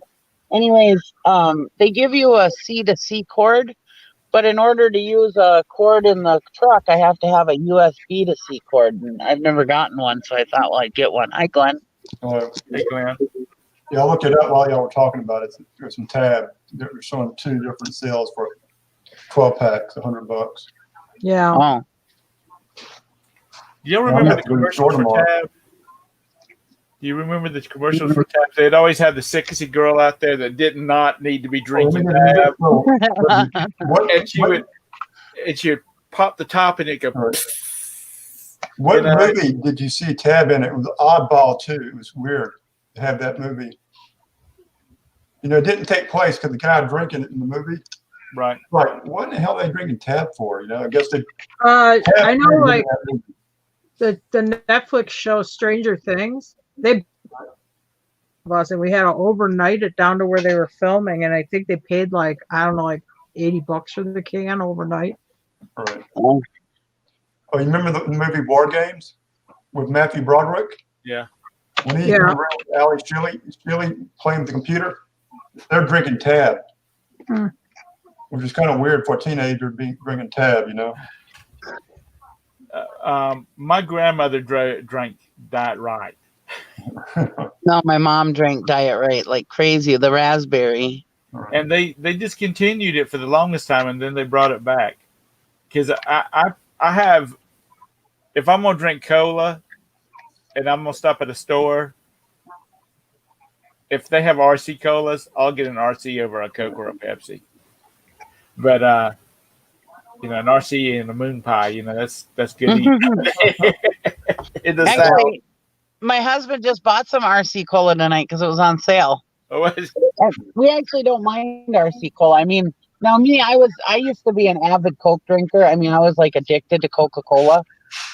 But and me and somebody at the rummage sale, we were just talking about this, saying that Coke drinkers are Coke drinkers. There's no different. There's nothing that replaces Coke. Like a lot of waitresses will bring me a Pepsi if I ask for a Coke, and it's like, oh no.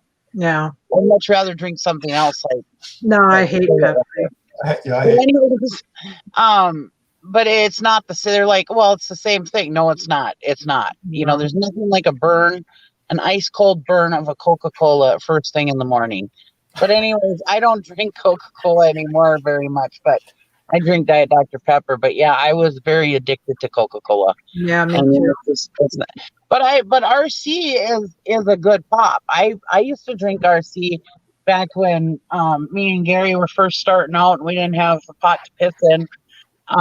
And yeah, that was all I could afford was RC Cola. It was pretty good. You know? Well, a 20-ounce bottle around here at most stores is 79 cents, whereas whereas a 20-ounce Coke or Pepsi is like $1.79. Yeah.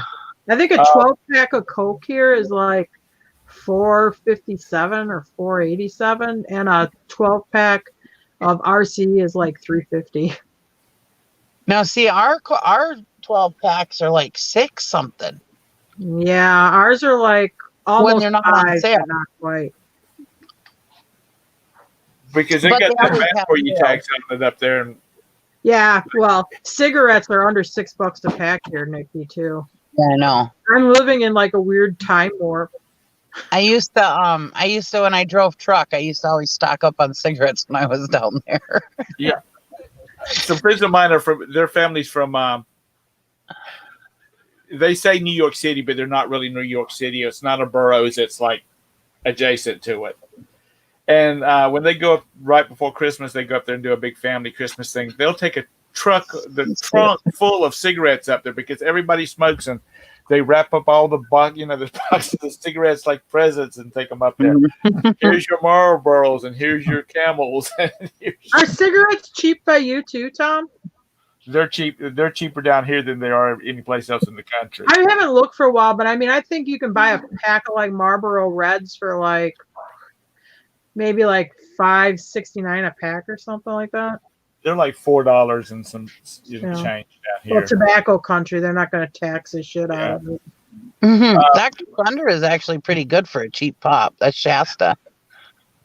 Dr. Thunder, isn't that Shasta. That's Walmart's brand, isn't it? But that's for Walmart's brand, isn't it? Yeah. No, no, it's Shasta. Dr. Pepper. I thought it was. Oh, I thought I'm pretty Dr. sure Thunder was the knockoff of. I'm pretty sure it's Shasta. Mr. Pibb was a knockoff of Dr. Pepper, I think. Yeah. Yeah. Wait a minute. Joanna, Well, what's Dr. $9.89? It's supposed to be the knockoff of Dr. Thunder is the Shasta version of Dr. Pepper, I'm pretty sure. Oh, okay. Joanna said something's $9.89. Is that Smokes? smokes or soda. Anybody paying $9, $10 for a pack of Smokes, they need to give it to Habit. You gone? Yeah, I'm going. I'm going to listen while I'm working. Okay. Oh, bye, Glenn. I guess he was at home.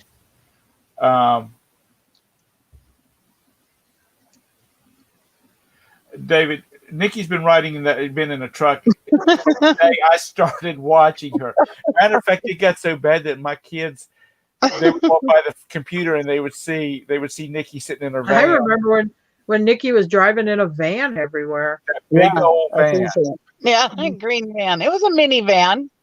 And my And then boy, there was something happened where your door wouldn't lock, or your door on the side that came open. And I remember my side door wouldn't shut right. out of your auction stuff, you'll be able to find your way home by the auction junk falling out of the van. but one of my boys walked by one day and they said, "Why is Miss Nikki not in her van?" And I said, "It broke down or something." And so they were like, they'd hear me, listening to a show or whatnot, and they'd walk by long enough to see whether she was back in her van or not. I think my van is gone. I remember one time you told me that your boys said that that you had to buy me a house so I could get out of my van.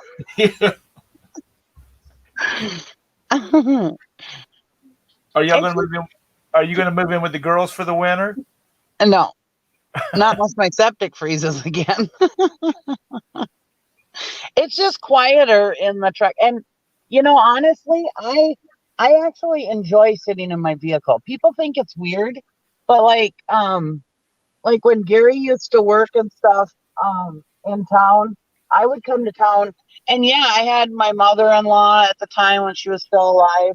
I have my daughter's house. I have my dad's house, which is just like home.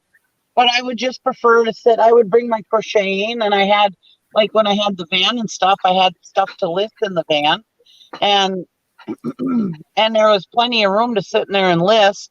And I would just sit alongside the bay or whatever, and just sit in the van, and I was comfortable.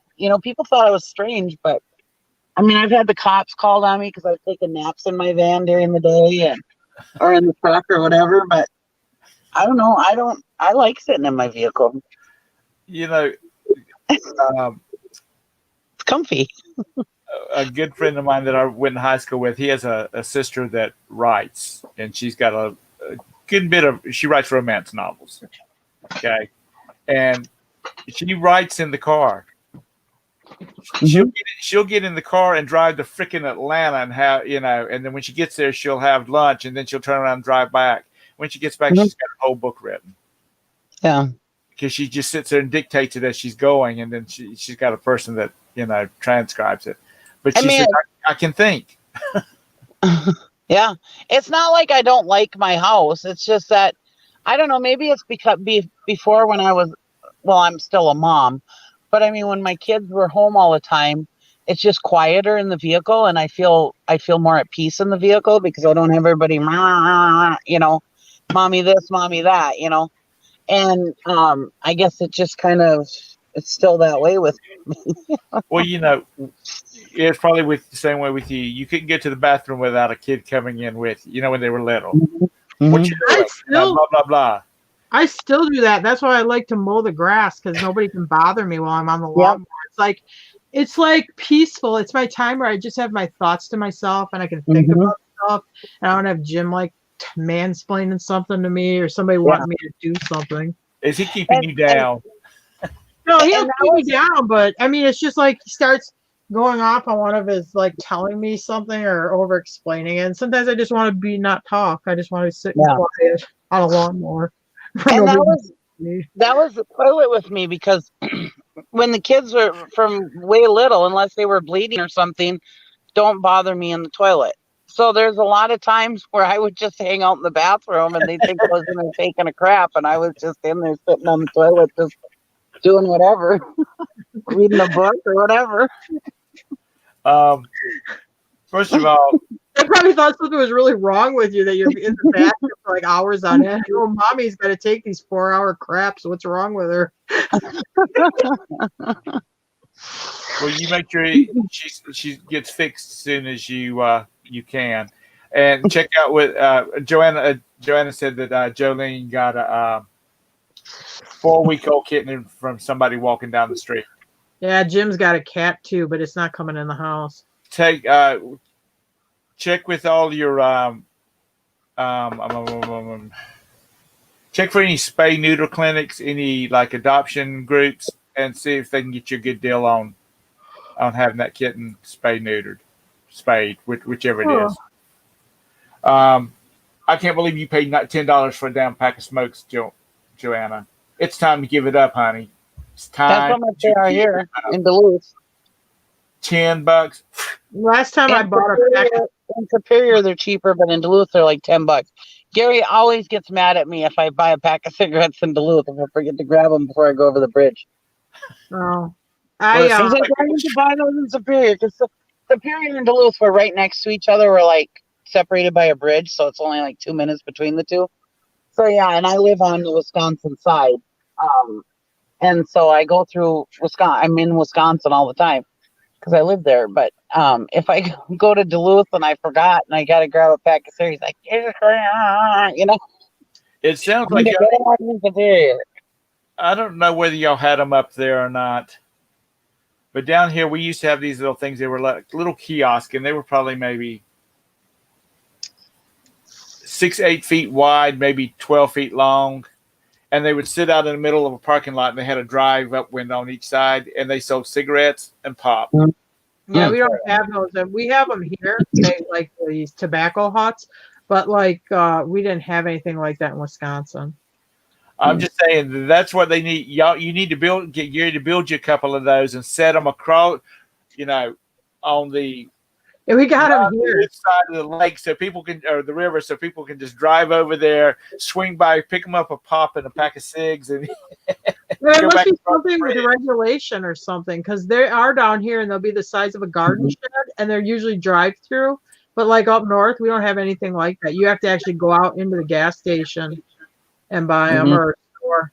I think cigarette vending machines are illegal too now, aren't they? Didn't they take all those away? Yeah, you can't do those anymore either.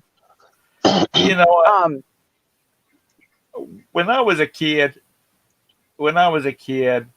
my dad would give me a buck and say, "Go get me a pack." Send me in the store to get a pack of Winston's or whatever he smoked at the time, and I'd go in and get him a pack of cigarettes and bring them out to him. Never once in my life did I think about smoking. Now, Jim started chewing when he was about 8 years old. well, that's nasty. Yeah, he started chewing when he was That's just 8 years nasty. old. Yeah, I don't like chewing either. And then he didn't smoke, but his parents smoked a lot. And I think sometimes if you're raised around secondhand smoke, not always, I think you're more susceptible to becoming addicted to it. And then he had a girlfriend and she smoked, and he didn't like the chew, so he ended up starting smoking, and then he was on them. Well, I smoke, and neither one of my kids do. Yeah, Jim had his son smoke for a while, but I think he gave it up because he was having a hard time. Like when he did the cop thing, like Yeah. Academy, he was getting winded when he was trying to run and stuff, so he dropped the cigarettes, and the daughter never really did pick it up. Speaking of sheriff's department and winded, I had a neighbor, I've mentioned him before, and every Saturday night the sheriff's department would end up at my house because we lived side by side and we shared the same driveway. Anyway, there was this little short, fat. That's not the politically correct way to say it, but he was a little short, fat guy, and he'd tell you everybody in York County knew that Officer Fudge was not going to chase you. And unless you think you can outrun that 9 that he's got on his hip, when he says you need to just stand still, boy, you better stand still, because he'll tell you you can't outrun that bullet. Yeah. But you know what? The cigarette machines, I remember you'd put your money in and you'd pull the lever on it, out, and cigarettes would drop out. Matter of fact, there's a guy here in Charlotte that's got his man cave is like retro 60s, and he's had a cigarette machine refinished, and when you you don't have to put coins in it, but when you pull the levers, candy bars and stuff like that. Yeah, Jim had a cigarette machine, but we sold it when we moved out of Wisconsin. We sold it when we were still up there. Mm. He's like, you know what? I don't smoke anymore. He goes, what the hell do I want to keep this cigarette machine for? Let's see, it was maybe about a month ago. They sold it wasn't even a phone booth. It was just the phone. The phone was, I don't remember if the phone was on it, but it was just one of those stands with the phone on it. It wasn't even a whole phone booth. And that thing went for like almost $300 at the auction. Is that one like maybe you drive up to? I mean, it sort of looked like you could drive up to? Yeah. Yeah. I was like, holy crap. I couldn't believe it. There, up in Winston-Salem, there is they have a museum up there. It's an interactive museum for kids, and they've got like a dentist office, and they don't have any of the tools and stuff like that, but they've got them, it looks like a dentist office, so they can play dentist, and they've got like a real race car. They got a fire truck in it and all this kind of stuff. We took our Cub Scouts by train up to Winston-Salem, and then we spent the night in this museum. And they had a phone booth in there. And we had the best time watching them kids trying to figure out how to use that phone in there, because they were not used to it. They're used to. Oh, yeah. Mm-hmm. Yeah, I remember when cigarettes were cheap too. Last time I bought a pack of cigarettes for myself in Wisconsin, I think I paid like $3.67 a pack. Mm. So that was a while ago. I can buy 3 gallons of gas for the price of that damn pack of cigarettes Joanna's burning. Everybody, I will say here, I mean, I never saw anything like it. This is like a little bit like going back to like 1970. Everybody smokes here. Everybody. And we had to go in the Napa the other day. So we went to Napa. I brought my mask. Nobody in the Napa is wearing masks again. And they got that look on their face like, we know what you're all about if you wear a mask. So I didn't put my mask on. Jim had to get some part or whatever. And I'm standing there and I could not believe what I saw. One of the workers, it was a woman, she's like working on her computer, lights up a cigarette behind the service counter and starts smoking right there while she's talking to customers. I'm like, oh my God, in Wisconsin, there is no way you get away with smoking inside a business like that. I mean, I couldn't, I honestly, and I don't care. I'm not going to be like, oh, don't you smoke in a building like that. But I was like, I cannot believe I'm seeing this. I haven't seen somebody like a worker smoke in a place of business since I was like a kid anyway. Yeah. Everybody smokes here. Everybody. That's a lot of place. And nobody, don't take it that I'm ragging on to cigarettes, because for the years my family raised tobacco that was made into cigarettes.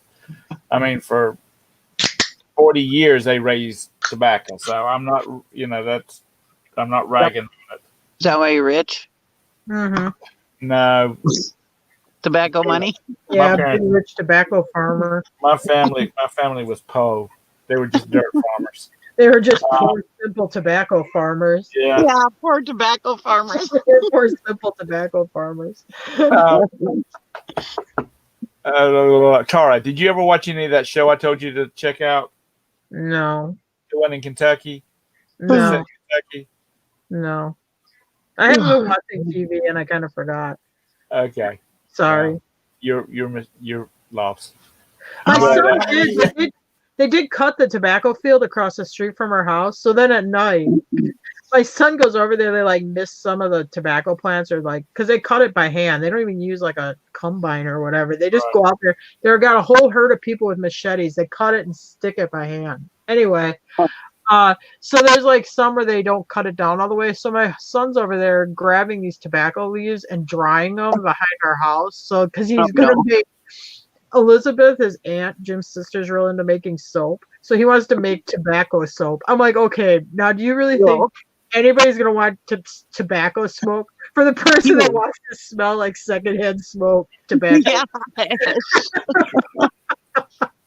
It's so cute. God love If you can't get enough of tobacco smell, buy tobacco soap.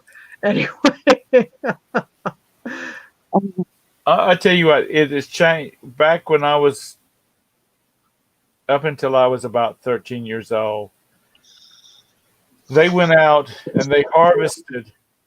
They broke the leaves off of the tobacco stalks, and then they would, load it onto tobacco drags and take it back to the tobacco barns where bundles were tied onto a tobacco stick, and then they had to be put up in the tobacco barn where they were dry. They dried, they cured, and it used to be a lot of work. Well, here now they just go in and they just cut it and then hang the stalks. like here is real old fashioned. They'll have a whole herd of farm hands, and they go out there in a field with a machete and they like strip some of the leaves down, they cut it down, and then they have these tobacco sticks. They ram the stick through the stalk, and then they put it so the leaves are down. So it's kind of like the plant's upside down in the field, and these like tobacco teepees. Then they let it sit out there for about a week, and then they go pick it up and then go hang it in the barn. Oh no, that's not the way it's done. That's the reason tobacco quality's gotten all crappy. Well, Which most of the tobacco that you smoke, most of the tobacco you smoke comes from out of the country. This is that burley tobacco, and they say, well, that's because they cut it by hand here for quality control. They don't run it through a machine. I don't know. Whatever. I couldn't believe it. I mean, it's like going back in time or something. You just got like this herd of people out there with machetes, and it'll be like 100 degrees cutting that tobacco down. I'm like, oh man, am I glad that ain't my job. No. Suck. Anyway. Down below where my parents live, there's a family that has probably 1,500 acres, and every year they have 500 acres of cotton, and they move it. Like this year, it'll be in the front, 500, and next year it'll be planted in the back 500, and that way it doesn't, and then they plant other stuff in those areas so that they can keep, the nutrients in the ground. Anyway, they had a bunch of school kids out there when it was time to harvest the tobacco. pick the tobacco, and they don't pick it like they used to. They have combines that come in there, and they leave hundreds of thousands of dollars worth of cotton on the ground because of the way the machine wastes it. Anyway, they gave all these kids, they gave them gloves because that can be really nasty. They gave them gloves, and they gave them a Harris Teeter shopping bag, and let them go out there, pick a bag full of cotton and take it home with them. One of the little African American boys' mother called and had a fit at their principal, and the principal's like, my granddaughter was out there picking cotton too, and they were having a good old time out there, and but she was had a conniption fit about it. There's a story. There's a video on YouTube where this guy's he's going to University of Alabama, and he tells a story like that where they went on a field trip to the cotton farm, and then how they all pick and how mad his mom was, that they all picked this bag of cotton, but then they had to turn the cotton in when they got done before they went back to school or whatever. But it's on a YouTube video. It is really funny the way he tells this story because it was just funny, and I don't even know if it's still up or not. But what's sad is if we were to have since this is Nikki's favorite show, if we were to have a Zombiegeddon, how much of that stuff would be lost? Because nobody knows how to do that stuff anymore. They don't know how to process cotton or tobacco or any of that kind of stuff anymore. Well, I guess if you're put in an apocalyptic situation, you'd figure it out, though, because that's the only way you'd survive. Yeah. I mean, a lot of people don't grow gardens anymore, but I guarantee you that was going to be a major source of your food. You'd figure it out. Yeah. My Joanne was talking about the doctor's office, and somebody called collect on her cell phone. I didn't even know you could call collect anymore. But I was watching. I like old movies, like Mickey must be froze up. And there was this man this doctor who had made a house call. This kid was sick, and he checked him out, and the parents came in, and the doctor's standing at the foot of the kid's bed, and he said, he's just got this, that, and the other. I don't remember what it was. And the whole time he's pulling the cigarette out and lighting it up, standing at the kid's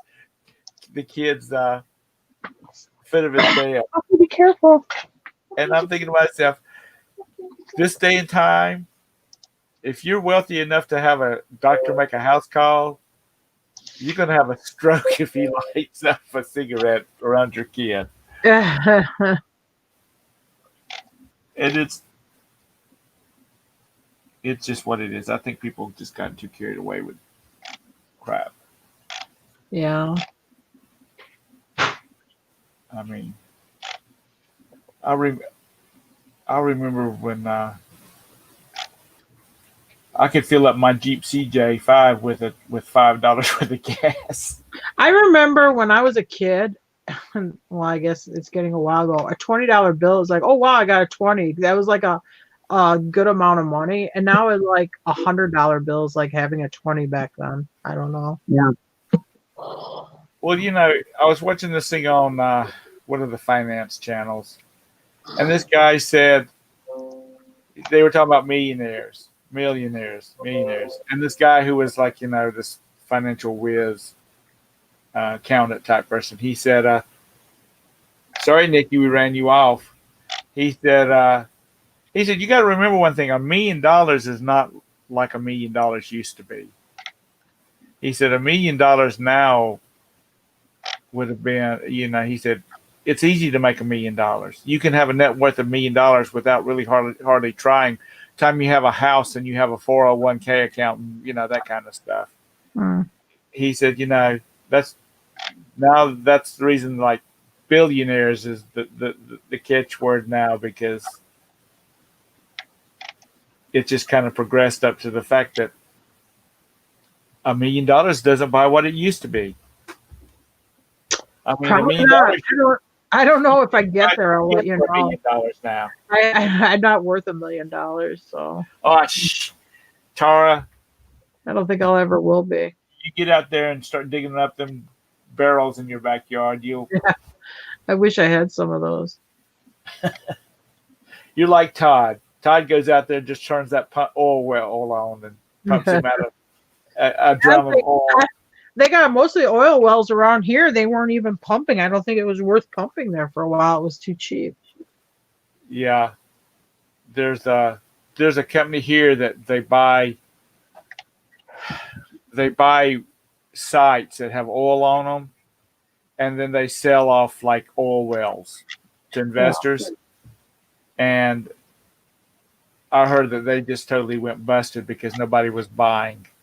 No. And oil prices got so cheap that, Oh yeah, well it's up here. I mean, I think gas is like $1.65, is it? Or $1.80. But it was like this spring, it was like all the way down to like $1 a gallon. I mean, I couldn't believe it. See, now if you had all those vehicles that Jim's got up in Wisconsin, you could fill all the fuel tanks up with gas, and you'd been ready for the winter. Yeah. Well, who knew we were going to be all locked down with COVID and not going anywhere either? Who'd ever thought that was going to happen? It's really, people really don't realize how.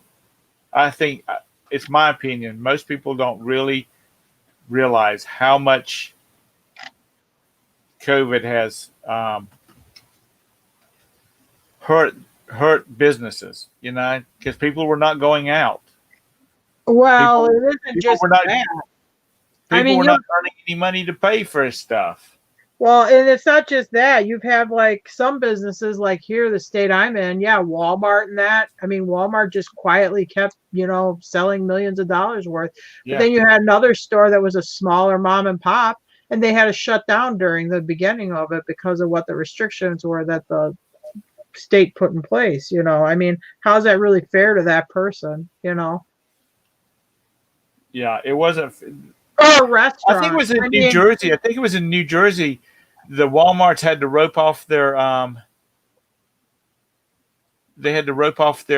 non-food section or non-pharmacy section. Yeah, I heard they did that some places. They never did that here, but I did hear they were doing that in some other places. I think it was New Jersey that they had that you can, and then they were having people have fits because they can't walk. They can't go over 10 feet and get a pack of socks or whatever. Yeah. I don't know. So, I mean, I feel like if you were somebody like that owned like just a family restaurant, I mean, it's pretty tough to stay out of business for over 6 months and expect to survive that. I think this family businesses have done better than the franchises have. Yeah, I don't know. And the reason I say that is because they don't have all that daggum franchise fee and crap overhand. No. We've had lots of KFCs. We've had a lot of Burger Kings. We've had a couple of McDonald's close in Charlotte because they just couldn't survive. Yeah. But I think it's also a fact that we were overbuilding. You know what I mean? There were just too many restaurants. And I was watching this thing on local news, and they were talking. I'll tell you this in the beginning. Do what? I was going to say in the beginning when this first started happening. I mean, we weren't eating at restaurants because they said, you can go through drive-thrus and that, but and not that I'm like a super spooky paranoid person, but you're telling me this horrible illness that is so contagious. I mean, what if one of those people making my hamburger has it? I mean, why would you take the chance? And then you change people's behavior. I mean, so now people just figure out, well, maybe because of convenience or ease, I'll just pick up hamburgers tonight for supper. I don't have time to cook. Well, now you make it where people have to start cooking their own food. They start realizing how much money they save. You change people's behavior. It's a little bit like, I don't know if this was really like this down by you, but remember when gas prices were real high? I mean, back in 2009 or 10, like when I lived up in Eagle River, Wisconsin, we were almost at $5 a gallon for gas. It was almost $5. I was like, I can't afford to drive this pickup truck. I'm going to have to get a car. And I bought a car. And a lot of other people bought cars too, and they stopped driving their big Suburbans as much. Yeah, you could buy SUVs for. Yeah. Well, nothing. but then when you change people's behavior, people don't go back to buying the big trucks as easy as then, because it's like, well, I buy this little car. It's easy on gas. It's easy to get around. You change their behavior. Anyway, my theory. It's but you're right. People are learning that they can cook, and some people have learned that they like to cook. Yeah. And they've learned that crock pots, you throw everything, you can throw all the vegetables and meat in a crock pot and let it cook all day and have dinner when you get through. And it's like you said, it's a lot cheaper. Me and Jim we'd go get something to eat at least a couple days a week. I know that. It was just like we were going to an auction. Okay, we'll just go get Burger King, or we'll go here and get something because we're going to auction or whatever. Now, it's rare if we just go get anything to eat. Like at a restaurant. Well, they closed down Jim's girlfriend's restaurant, didn't they? No. It's open. They have limited seating. Like if you go in there, you can't. All the booths. Some of the booths have to be closed down because I think are they at 30% here, or are they at 50 now? I don't know. So they got to have it where you can only seat so many people and stuff. And hey, Karen. But you're right. It's changed. People don't realize that how much it's changed them. This whole ordeal has. Yeah. Because they don't have to stay on the road. They've learned to do stuff at home. Yeah. And but you know what? Also, we had restaurants closing up in Charlotte after 3 weeks. They were going busted. They didn't have that's just bad management on their end. They didn't have any cash reserves. Well, if you let's say during this COVID, I didn't have a job and Jim don't have a job, and our eBay shut down for whatever reason. They're like, nope, you can't ship goods anymore because we think COVID gets spread through the mail service, so you can't sell online. Could I make it 6 months with no income coming in? I could weather it, but I'd be a lot thinner, The only reason I could weather it is because I don't have a mortgage or car payment, so I don't have to, worry about keeping a roof over my head. I'd probably be pretty lean. I don't know if I'd be eating very good, but I guess you could weather it. But this is 3 weeks. This restaurant was but how much money would you have on hand? Like a restaurant, let's say you're renting, I don't know, a 3,000 square foot restaurant. That's probably small, maybe 4,000 square foot. The rent on it's going to be what, 4,500, $5,000 a month. That don't take long when that's a big chunk of it. Or if you're renting it. You hadn't even gone a month and you were declaring bankruptcy. Yeah. People were just, and I had to go into the bank and take care of some paperwork, and I talked to the branch manager. I said, do you see where people are saving more money? I said, I know y'all get reports that shows what kind of deposits are being made. And she said, oh yeah. She said, people are saving and people are not borrowing, because she's like, we're supposed to be writing loans and whatnot. She says, we're not writing loans. I know some people down here that have rental units, and they did that rent holiday, during this thing. And yeah, they can't evict people, and you have people not paying rent. And I feel for you. I feel, because Jim did that for a long time. Jim had rentals and stuff. You got people in there that aren't paying the rent, and you can't evict them, but you still got to pay that mortgage payment. That starts getting tough, when it'd be a few months out like that. Well, there's a bunch of property owners, not like a big corporation, but just like you say, you had a couple houses, I had a couple houses, Nikki had a couple houses, Joanne had a couple houses. Well, people were getting this extra $650 a week, and that was supposed to be helping take care of bills, the and they were not paying bills with them. No. And they've got some evictions going, and the governor's saying no, you can't do that. And they're like, if they had tried to, to put some of the money towards the rent and whatnot, they said they would have a different attitude, but they didn't. Yeah. And the article in the paper said that one person said that people were making twice as much as they were with that extra Oh yeah, because they got $4,800 a month. that extra unemployment money. Yeah. I don't know. So I will say the real estate market's really good right now, though. I mean, really good. Bless you. Yeah, houses around us are going on the market and they're selling the next day. Yeah. And not good. Florida, it's real good. And I'm talking about not like, this is the asking price. People are coming with like 20,000 over asking because they want the house. Jim's family, that's what they just did. The house went live. They had a full price list offer within 3 hours of it going like live, and they did I think 10 grand or 10 or 15,000 over ask. They accepted. Nice. Are they moving up by you now or what? Yeah, they already own a house here. Oh, really? Oh, Yeah. wow. Nice. There was a house down the street the people bought. They offered 15,000 over the asking price, and they hadn't even seen it.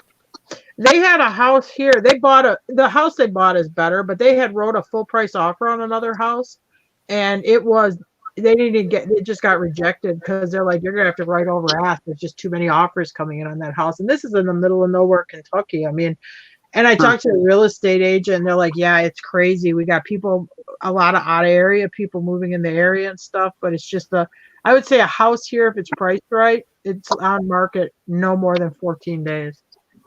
Huh. It's crazy. I don't know how California is not That's weird. hemorrhaging homes for sale. Yeah. Because nobody wants to live in California. It's too damn expensive. It's so expensive, but That's plus so much. people don't have jobs. They're talking about the unemployment rate so high and blah blah blah.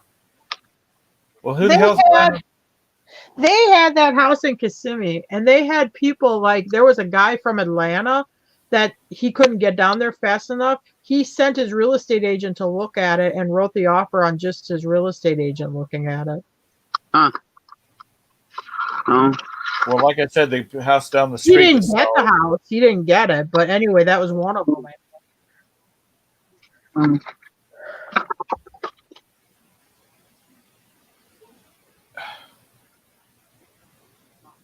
I'm trying to remember her name. Kid Steele Moore. Summer. I wanted to call her Winter, but I said, no, that's not right. Summers. She said most older adults are leaving California. Yeah. Yeah, that doesn't surprise me. Summer, is the whole state like this out of control, or is it like just the coastal areas, and then the further you get inland, property is coming back into what would be considered like normal range? I think the whole state is nuts, isn't it? I don't know.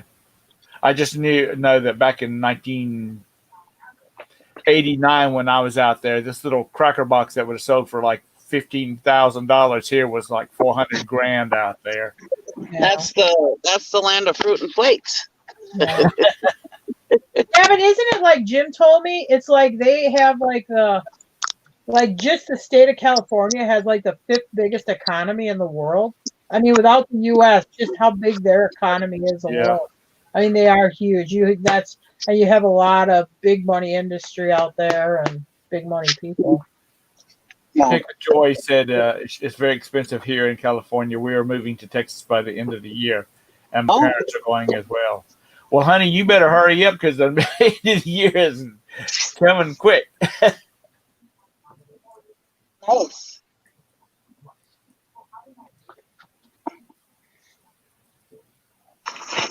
Yeah, I think that's just about what everybody needs, Joanna, is a warehouse of some sort.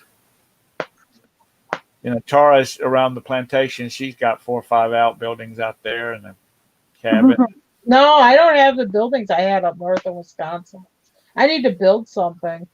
You know what? That damn building that you had up in that you sold that they're storing boats in now. That was 13,000 square feet. I don't know why you just didn't build your house up inside that sucker. So you just I was there in the walk winter. out on your porch. I was done dealing with winter. Honestly, it's a lot like now. My cost of living is so much cheaper down here and stuff. I like it down here.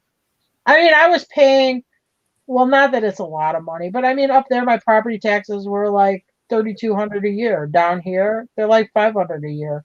My electric bill in the winter runs $90. Up there, my electric bill in the winter was like $385 to $400. I mean, that's a lot. My taxes are only like $1,200. Well, they had me appraised at like. But you had a big building. I've got outbuildings, but little ones. You know, I don't have. That was a commercial building because I used to do a business out of it, and then I had another pole building that was probably like 4,500 square feet or something. No, the land that you still have up there does not have any building on it, right? No, just a lean-to, couple lean-tos over there. That's it.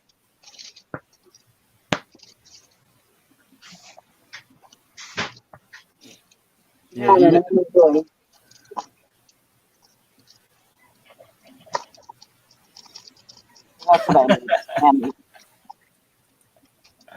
Yeah, no, honestly, like I said, I like it. And honestly, like his mom and sister are moving up here from Florida. They figured between the property taxes and what they have to pay for higher homeowners insurance because of hurricanes down there, they're going to save like $10,000 a year. Wow, that's huge. Yeah. You know, my best friend, he's from down there, and when his brother-in-law, when Andrew came through, it just devastated their house, but it didn't knock it down. But it was to the point that it was considered new structure. A new, to rebuild it was going to be considered a new structure, and they had to jack that sucker up about 12 feet to get it above the high, get it above the floodplain. And they just said, rip it down and I'm going to sell the lot. They got paid they got the insurance paid off they got money from the insurance and they paid off the remaining mortgage on it. And they just had the rest of the house torn down and sold the lot off and moved. Well, their house was in Central Florida, so they didn't really have like the flooding like there, but it was all the wind damage and that. It just cost a lot to insure a house because you got hurricane coverage. These folks were down in Coral Gables. Oh, they're in Kissimmee. They're right by Orlando. They're like 15 minutes from Disney. If you're at their house, it takes you about 15-20 minutes to drive to Disney. They're in Kissimmee. I follow Adam the Woo. I know I've mentioned him before, and he's from the Kissimmee, and he was doing one of his shows, and he was standing on the side of that big like 6-lane boulevard that runs through Kissimmee, and he's like, I remember when this was a 2-lane road, that kind of stuff. Yeah. And like where they're at, I mean, like, because Jim was down. I haven't been down there since 2016, but Jim was down there. It'll be 2 years this coming February. He said, Tara, you would not believe how many more people are in this Orlando Kissimmee area. The traffic is crazy. And where their houses, had a real nice like private subdivision. It was next to like Horse World, and then it would be like cattle. There was just farm fields around it, and it's all just subdivisions with these big houses, and they're just all on top of each other. I mean, he goes, the traffic, you can hardly even drive around. It's just so many people in the area now. It's crazy. Being in that country atmosphere, your sister-in-law Liz might be able to sell her soap better too. Yeah, well, she does a lot with mail order, and she's like hooked up with some beauty shops down there and like yoga studios or whatever. So she'll probably just mail it, She needs to See if she can find husband's a a, beauty queen. her husband's a retired college professor, you know, so not like she don't have to worry about it too much. No. Glenn said some houses down the road from him, they had to build up 4 to 10 feet. Yeah, I imagine. Some of those houses down there, like in like Louisiana, aren't they built on stilts? You know, Yeah, where they have like pilings down and the house is up on top of the piling. yeah. Sort of like the beach houses around our coast. Oh. Oh wow. But you know, it's where you want to live. And I don't Yeah. have a problem. I don't have a problem I'll say that Joanna said that about my property taxes. I will say that here, because we're considered a farm, they give us a pretty good reduction on our property taxes. Mm. Because like now they bought a house that's more a residential neighborhood, my in-laws. I think their property taxes there are around 1,100, but they got 1,800 square foot brick house with a big attached garage and stuff. So it's a decent sized house. But yeah, their property taxes are more than me. But I will say here, we get the agricultural rate. But the other thing is, if somebody on the tax bill is over the age of 62 or 65, they deduct your, like, they only tax you on 60% of the value of your real estate or something like that on your homestead. Joanna said her house is $1,350 a year for 1,000 square foot on a quarter-acre lot. Yeah. You're in Illinois, aren't you, Joanna? Yeah, Illinois taxes the shit out of you. Okay, well, that's figures.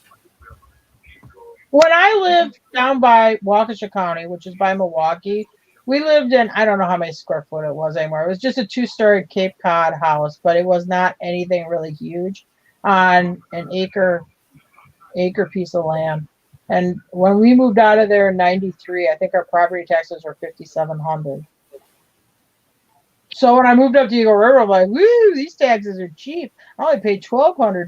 Can you believe how cheap these taxes are? And then I end up bitching about that too. So it's all perspective.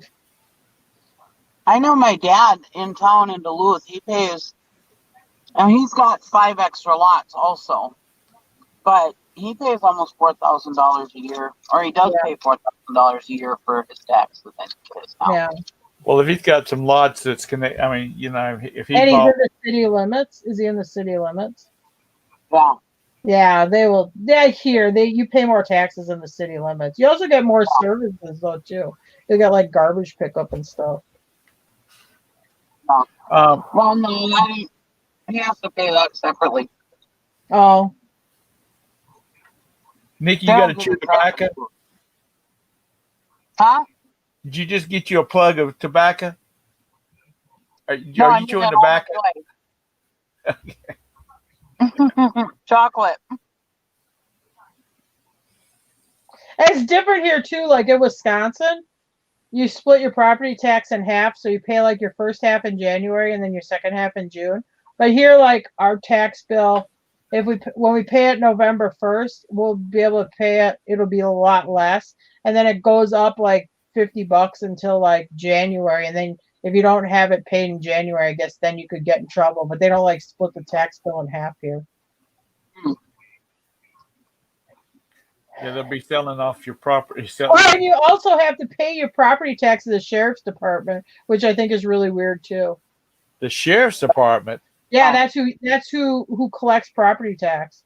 You don't have a tax collector?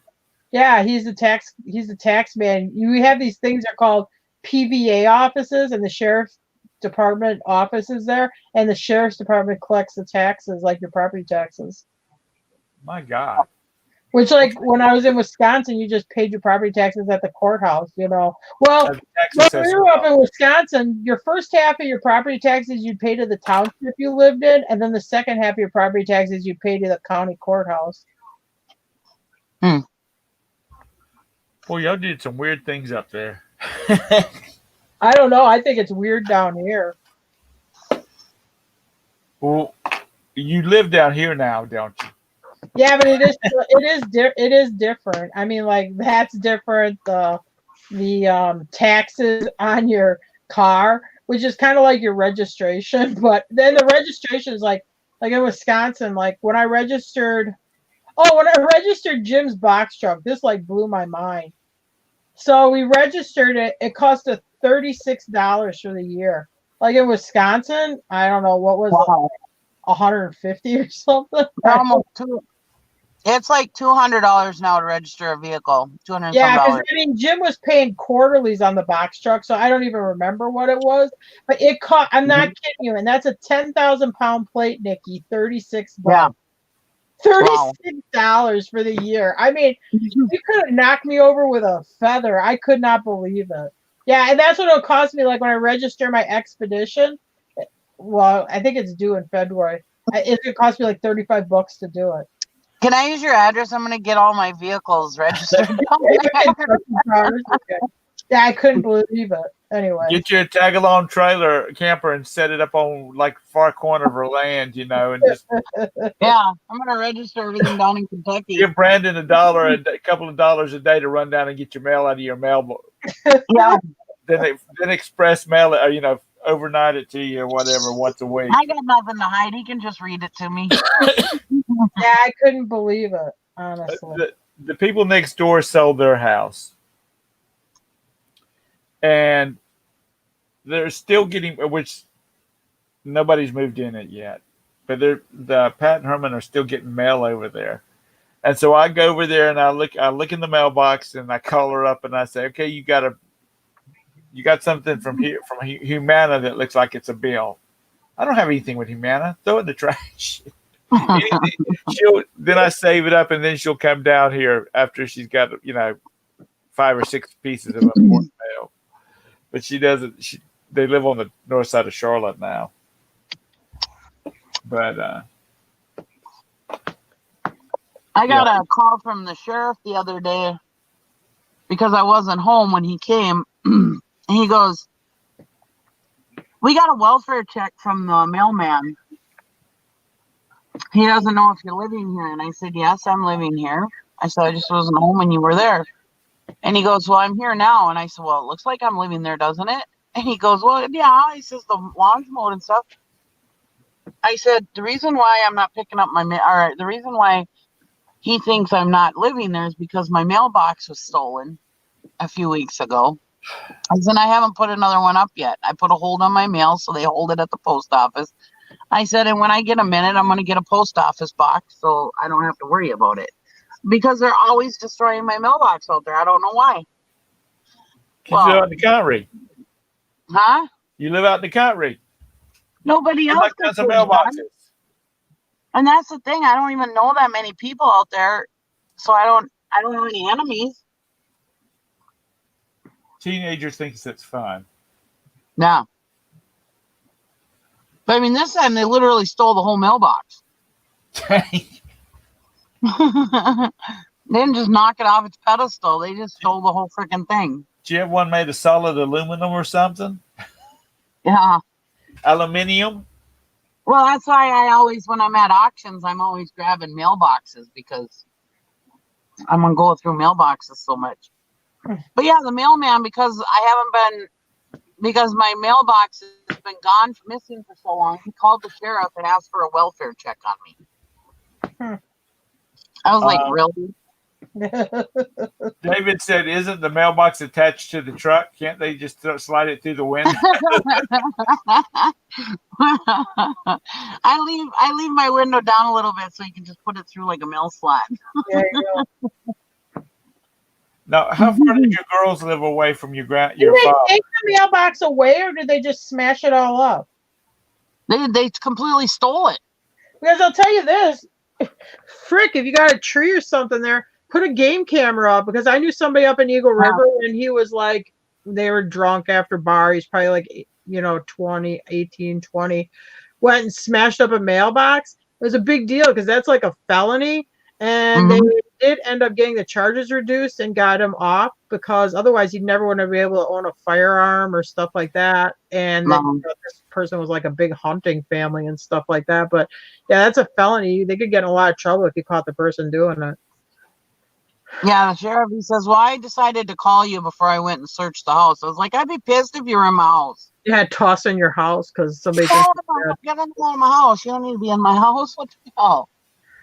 Yeah. What was Yeah. your question, Tom? Yeah. How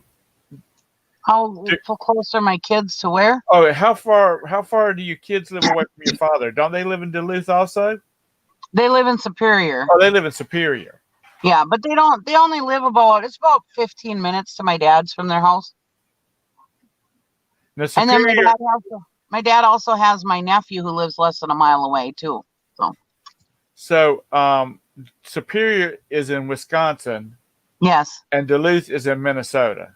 Yeah, Yes. but they're And like sister cities. I'm originally from Duluth, Minnesota. But I married Gary, who's a Wisconsin guy.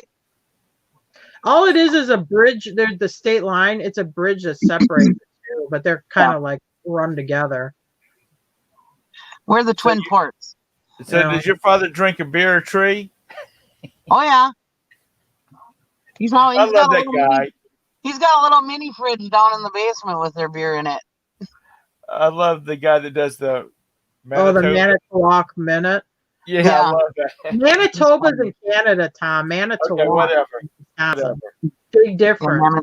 I didn't even know where Duluth, Minnesota was, except that it's mentioned in a VeggieTales movie, in one of the VeggieTales movies. If you look at a anything map about up north until I started hanging with you people. If you look at a map and you see how Lake Superior is shaped like a wolf's head, yeah, we're about where the nose would be. Yeah, I know. I've looked at the map. Oh, okay. I mean, I've looked at it to find out where it's at. Yeah. Yeah. And when I was living up there, was 3 hours east of her. Yeah. Because I told you I watched the movie where the video where they a ship was coming into the harbor and the harbor froze up before it could get out. That happens. Yeah. And then sometimes they have to send the ice chopper through to let them out. They had that show, remember? It was like on History or something where it was all about those guys that run those icebreaker boats on the lake. They had a guy that was up in Duluth doing it, and then they had like one out of Chicago and maybe one out of somewhere in Michigan or something talking about, and it was like a reality TV of filming their life like doing that. Oh, I never saw that. Yeah, I forgot what it was called. But anyway, yeah, they had a guy, maybe you even know him, but it was a guy in Duluth. He had a boat there, one of those icebreaker boats, and he'd be doing like the canals and stuff there, breaking them open. And then they'd talk about, like any problems they're having or stuff like that. Yeah. I've mentioned before that I like watching the videos about the narrowboats in England. And because people live on the canals over there, and the canals are only like 18 feet wide and only about 3 feet deep. But they have what's called a license. They have a type of license where they can only stay in one spot for like 14 days at the most. Then they've got to move. Oh. Anyway, during the winter months, they have icebreakers on the canals. But they're usually run by the people. There's boats that have like they sell bags of coal and they have cans of kerosene and that kind of fuel for their diesel fuel for the boats, and so they run these boats run up and down a certain area, a certain stretch of canal. Anyway, they were showing this one guy that I follow. The canal froze up around the boat. And he wasn't really concerned about it because that just let him stay where he wanted to longer. And the icebreaker came up through there, and what it is two boats side by side, and they're probably 8 feet wide. And one of the boats has like handlebars on the front of it. So the guy would be standing in the boat with those handlebars, and he would start like, you've seen the horses on springs that little kids play with. You know how they would rock it. Well, he would get this action going where the front of the boat's going up and down as he's moving down through it, and it would break the ice up. Which like I said, it's not getting thick like it is on like Lake Superior or whatever. Yeah, but that's what they got paid to break up the ice. Plus, they delivered product to to the boat owners. But it was really interesting watching them do it, and he does it all day long. And the guy that I follow that was riding along with them on the boat, videotaping. He said, "How do you feel in the evening?" He says, "I go home, I take a shower, my wife feeds me a little something, and he says I go to bed, and then the next morning I fall out of bed because I hurt my body hurts so bad," and he says, "And I do it over again." Huh. There's people out there that's got some really tough jobs, like the people like you were talking about up there with the icebreakers. It's cold as a bitch in the middle of the night, or even you when you're out there plowing. Nikki, when you're out there plowing parking lots, there's a lot of people that would not do that because that would be too hard or too difficult. Being out in that cold weather. Are y'all gearing up for that again this year, or are you going to do it this year? Did we lose her? Nikki? Maybe she dropped off. Either that or she's outside to get her something to drink or eat. She's at the QT or Quick Trip, whatever it is that she goes to. Oh yeah, Quick Trip. Oh my god, I haven't had one of those for quite a while now. I still have my Quick Trip card, I think, in my wallet.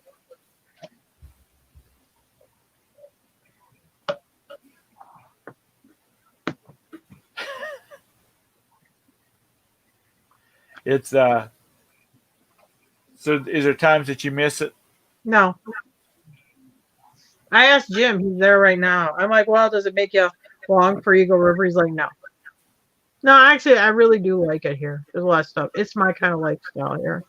So Eagle River sounds like the title of a Hallmark Christmas movie. Okay, yeah. The Lodge at Eagle River. Yeah. Christmas at Eagle River. It was fun. I mean, I didn't regret it. I lived there. I moved there in '93 from Milwaukee area, and so I was there like 30 years. But yeah, I was ready to do something else. It's the winter. The older you get, the longer it seems like. It's real winter up there. I mean, in January you get those 20 below days, 30 below, 40 below wind chills. I mean, that's real winter. Mm-hmm. I forgot to be. I don't understand why people stay up there. I mean, I know there's a lot of people that can't. They cannot afford to pack up and move. Well, like I've said before, and I don't mean this as any disrespect to anybody, because people that go through these hurricanes and stuff, it's a horrible thing. But honest and truly, up here we don't have poisonous bugs. We had flooding about 8 years ago or whatever that really devastated a lot of people. But on a normal basis, we don't have flooding. And we have cold weather, but tomorrow I know my house will be here. Yeah. I may have frozen pipes and have to replace a couple pipes, but I don't have to replace my house. Now, Nikki, your shitter's frozen. What are you going to do with that? Yeah, that happened. You're right. Honestly, we would have been able to get it thawed out and stuff. But Gary was having real bad problems with his asthma that winter, and I didn't want him out there screwing around with it. And so that's why I just said, let's just stay in town, because we were plowing like crazy that year. Right. And that's why it froze, because we weren't home to run the toilet, Right. We that was the time when me and Gary both plowed for like 40 hours straight. I don't know why you open there. We used to have a guy. We had ours freeze once, and he comes with a steam machine, and then they steam them open. Yeah, I don't know why you just don't close up the house for the winter and go move in with Brandy and. They're not easy to live with. No, yeah, because I know, like when I was like in my mid-20s, I really wanted my parents to come move in the house with me. Yeah, exactly. Oh, great. Mom and Dad are here again. Awesome. They watch Lugnut and Willow for us when we plow and stuff, so that's good enough. Now, do y'all plow in Superior or Duluth? Mostly Duluth. We do like the school district and everything, all the schools and Right. public schools and stuff. And we have some residentials we do. Are you starting? Your nephew, is he starting to prep for the season to start up again, or? No, he'll probably prep tomorrow as it's snowing. Well, I didn't know Basically whether you worried about it. I didn't know whether they worried about it up there until it got, a foot deep or something like that. Yeah, no, he doesn't. They don't usually get everything working until the first snow. Really? And then they're running around like with their chickens with their heads cut off, trying to get everything going. Yeah. I mean, we're supposed to get 5 inches of snow tomorrow. Today they were roofing, so I don't know. They were what? Really? You're supposed to get 5 inches? Ugh. Yeah. That's early. I know. Even But for our up there, ground is too warm right now, so I don't think it's going to stick. But I guess if it comes down fast enough, it will. I was snowed real good in Eagle River, and then Jim said the sun came out and then it melted. But I mean, he goes, yeah, we probably, it was snowing pretty. It got all white up there. Yeah. I guess it was snowing last night, when I was at the auction. Some people were telling me that up on the hill in Duluth that it was snowing. But down the hill where we were by the lake, it wasn't snowing. Because Duluth is built on a hill, and there's been a lot of people who have compared it to San Francisco. Okay. The hills. So just so you guys can compare, understand what I'm talking about. That's the one thing I hated about the fall up there. Because it'd be like, oh my God, I gotta get this stuff done before it gets underneath 2 foot of snow and it's too cold outside to do anything. And you always feel like this time of year, like from the end of August till, the snow hits, like you're trying to hurry up and get all the shit done you want to get done. Because you know that when the snow hits and it freezes, that's it. That's as far as you're gonna get, Yeah. So you're like the ant. You're in the fairy tale, the grasshopper and the ant. The ant's scurrying around trying to, get things in place for the winter to set in. We're trying to gather all our nuts before winter. Yeah, that's right. You can't go outside in the yard and like dig a hole. Like, oh, I gotta bury my pet cat. It passed away. You can't dig a hole. No. The ground is like concrete. It's hard. Yeah. Where I will say here, I'll get like maybe 3 to 4 snows in a season, and it will snow and you'll have it and it melts away. So we get to see some winter. I could go out and dig a hole if I had to in January. I can't say that.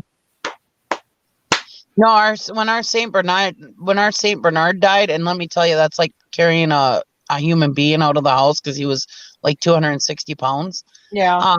He died in the winter time, and we couldn't dig a hole. Yeah, I've had to do that where you have to store one until you dig a hole. Yeah, but luckily it was winter, so we could just store them out in the garage. We didn't have to put them in the freezer. But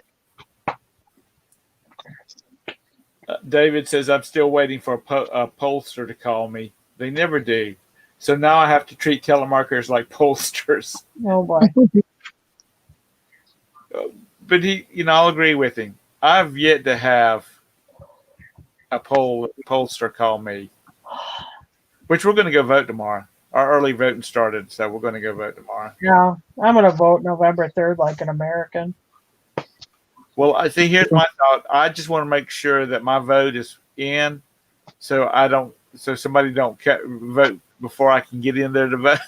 Oh, okay. And they go in there, look at the vote, and say, "Mr. Hux, you've already voted." Oh boy. No, I haven't. So when you go in to vote, do they check your ID, right, Tom? No. Really? They tell you. Now we had a referendum and it passed about having a voter ID, and the governor vetoed it. Yeah, when I lived in Wisconsin, we had to show our driver's license. But down here, we have to show our driver's license. But if we're voting in a primary, because you have to be registered with a party. So you register, and then they scan the back of your license. So then they give you whatever ballot you're registered to vote in. In South Carolina, you have a voter's ID card. Oh, they don't use your driver's our driver. Ooh, they have a voter's ID card. It says voter's ID. It has your photo on it and has pertinent numbers and information on it that they need. And if you don't have it, you don't vote. And I'm thinking it was Virginia. One of the states, the governor said that you had to have your mail-in vote, your ballot had to be stamped by a notary. In Virginia, I'm surprised because that Virginia governor is a crazy Democrat. They're like, Well, I was thinking it was Virginia. I'm not sure. I don't remember exactly where it was, but I know there's a state that the governor said you had to. It was not valid unless you.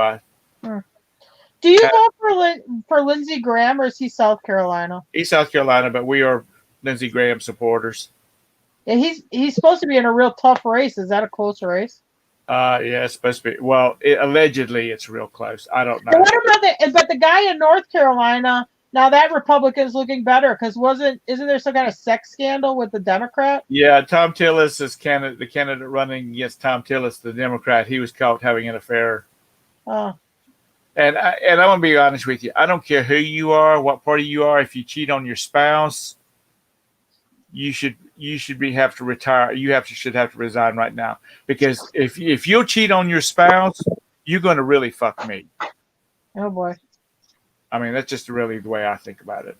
Sorry. What if you take your computer in to get it fixed, but you have all this stuff on your hard drive where you're taking money from foreign governments and then kicking it back to your dad?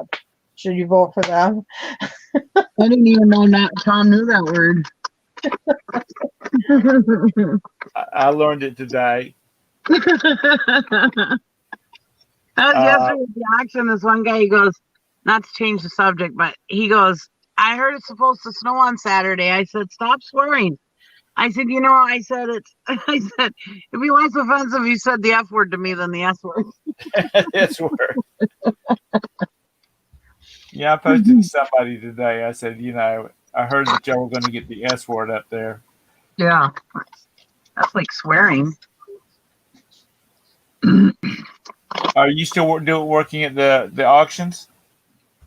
Well, I just do it if he needs me. Oh, okay. Yeah, if the lady who does cashiering doesn't show up or can't make it, then I help him out. But I don't know about this. I just want this election to be done. No, I'll be happy when it's over. I do too. And then we'll just deal with the repercussions. I don't know. It's at the point where I'm going to be happy when 2020 is over. Mm-hmm. Maybe when the new year comes, we can just, reset and start over. Oh my God, I hope so.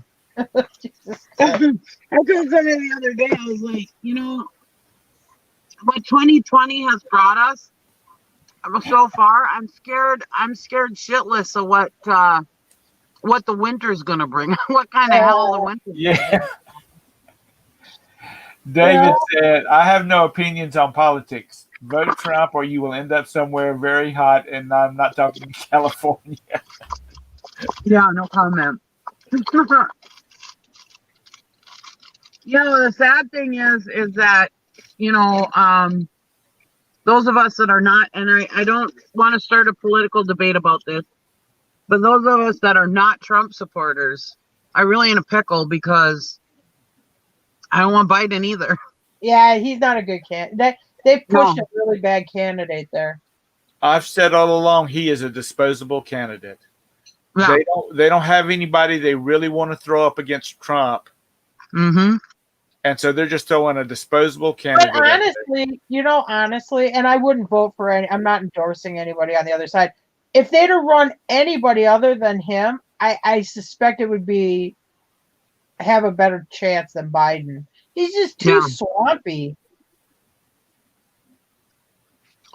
Well, what everybody's talking about up here, which scares me, is that, and I don't understand why they're allowing this, is that because Pelosi was doing that stupid shit about oh, Trump isn't gonna be isn't fit to run the country because he took that experimental drug or whatever, because they can vote them out for mental reasons or whatever, which he was saying the other day in that case.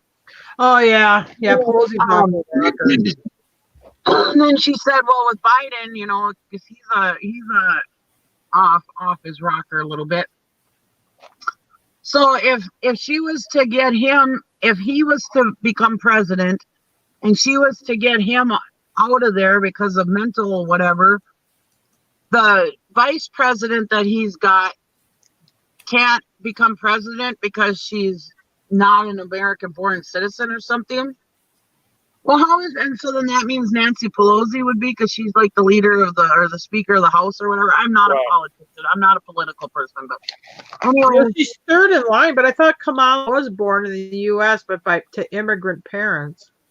Oh, somebody was saying that she's not, so she wouldn't be able to do the presidency. Well, then why the hell would she be vice president? I mean, that's the whole reason behind a vice president. Yeah, because if the president, you have to be the president, you have to be able to step in. It's all California. I know that. How many hundreds of millions of dollars have been spent on this campaign? No, but not by Trump. Trump has not spent nowhere near what the Biden campaign has. Oh, so that's not true, Tara? But I just choked on a chip. Well, don't do that. Excuse me. That's not true about that chick then, that she can't be president? I doubt it, because the vice president thing is to step in.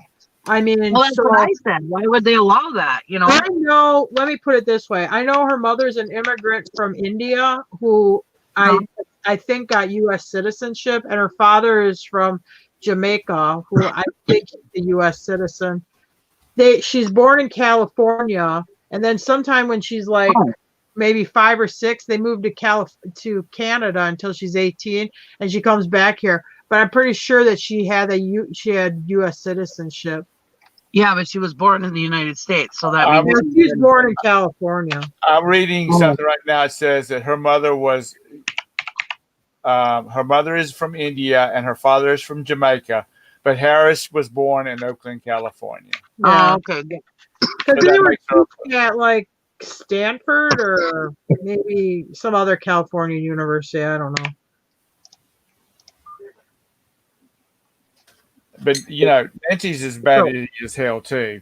So that's just bullshit what they're saying then. That's yeah, pretty much. Okay. Yeah, I don't know that much about politics, so Yeah, and here's USA Today says she's a natural born U.S. citizen. Yeah. Okay. If you're born in the United States, it doesn't matter whether your parents are legal or illegal immigrants. Yeah. You are a U.S. citizen. Yeah. They might not be, but you are. Yeah. And that's where the anchor baby phrase comes from, because they can't kick you out of your own country. Anchor baby. Gonna get me an anchor baby. An anchor baby is when a girl likes a guy, but the guy's non-committal. So then, you get pregnant, so you can trap the guy with an anchor. Is that what you did to Jim? Yeah. No, he trapped me with an anchor baby.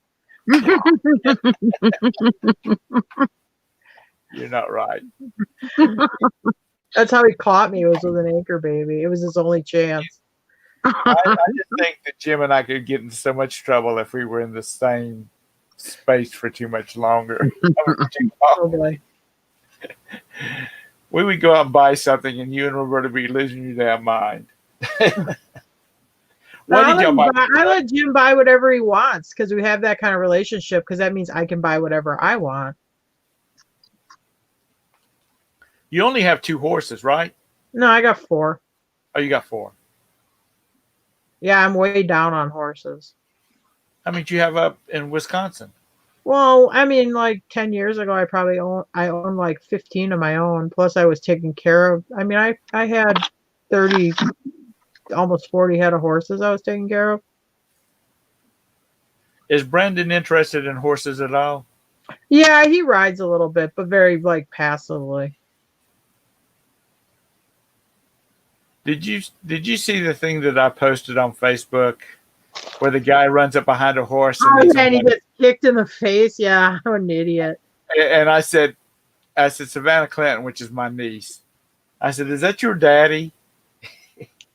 My brother, the younger brother, because he's the one. They're the ones that were trying to do the rider pickup where she would come blasting down the rink and spin around, and he would jump on the back of the horse, and they would fly back to the other end.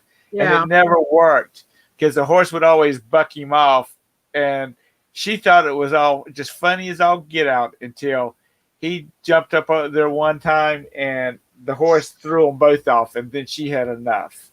Oh boy. She's about 12 years old. Broke her arm doing that. I never did it because I was never a good jumper. Now she's got a horse, or she's got a new horse now because her other one got so hard. She barrel races, and she is quick with that thing. Boy.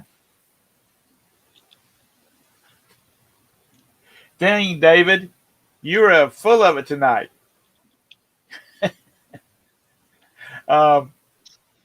He's always full of it. It's I just, like I said, I'm just ready for it to be over with. I'm tired of the advertising. I think it's time. In the mail. Like every time I get the mail, because you have this Mitch McConnell race with the McGrath. Right. I mean, I have postcards in there, vote for Mitch, vote for McGrath, vote for Mitch, do this, do that. I mean, the amount of money they spend on wasting paper that I'm going to immediately take from my mailbox and throw right in the garbage is insane. But anyway. I asked my postal carrier, I said, can you just not throw this in? Can you just throw it in the trash? No, can't. It has to go in your mailbox. Yeah.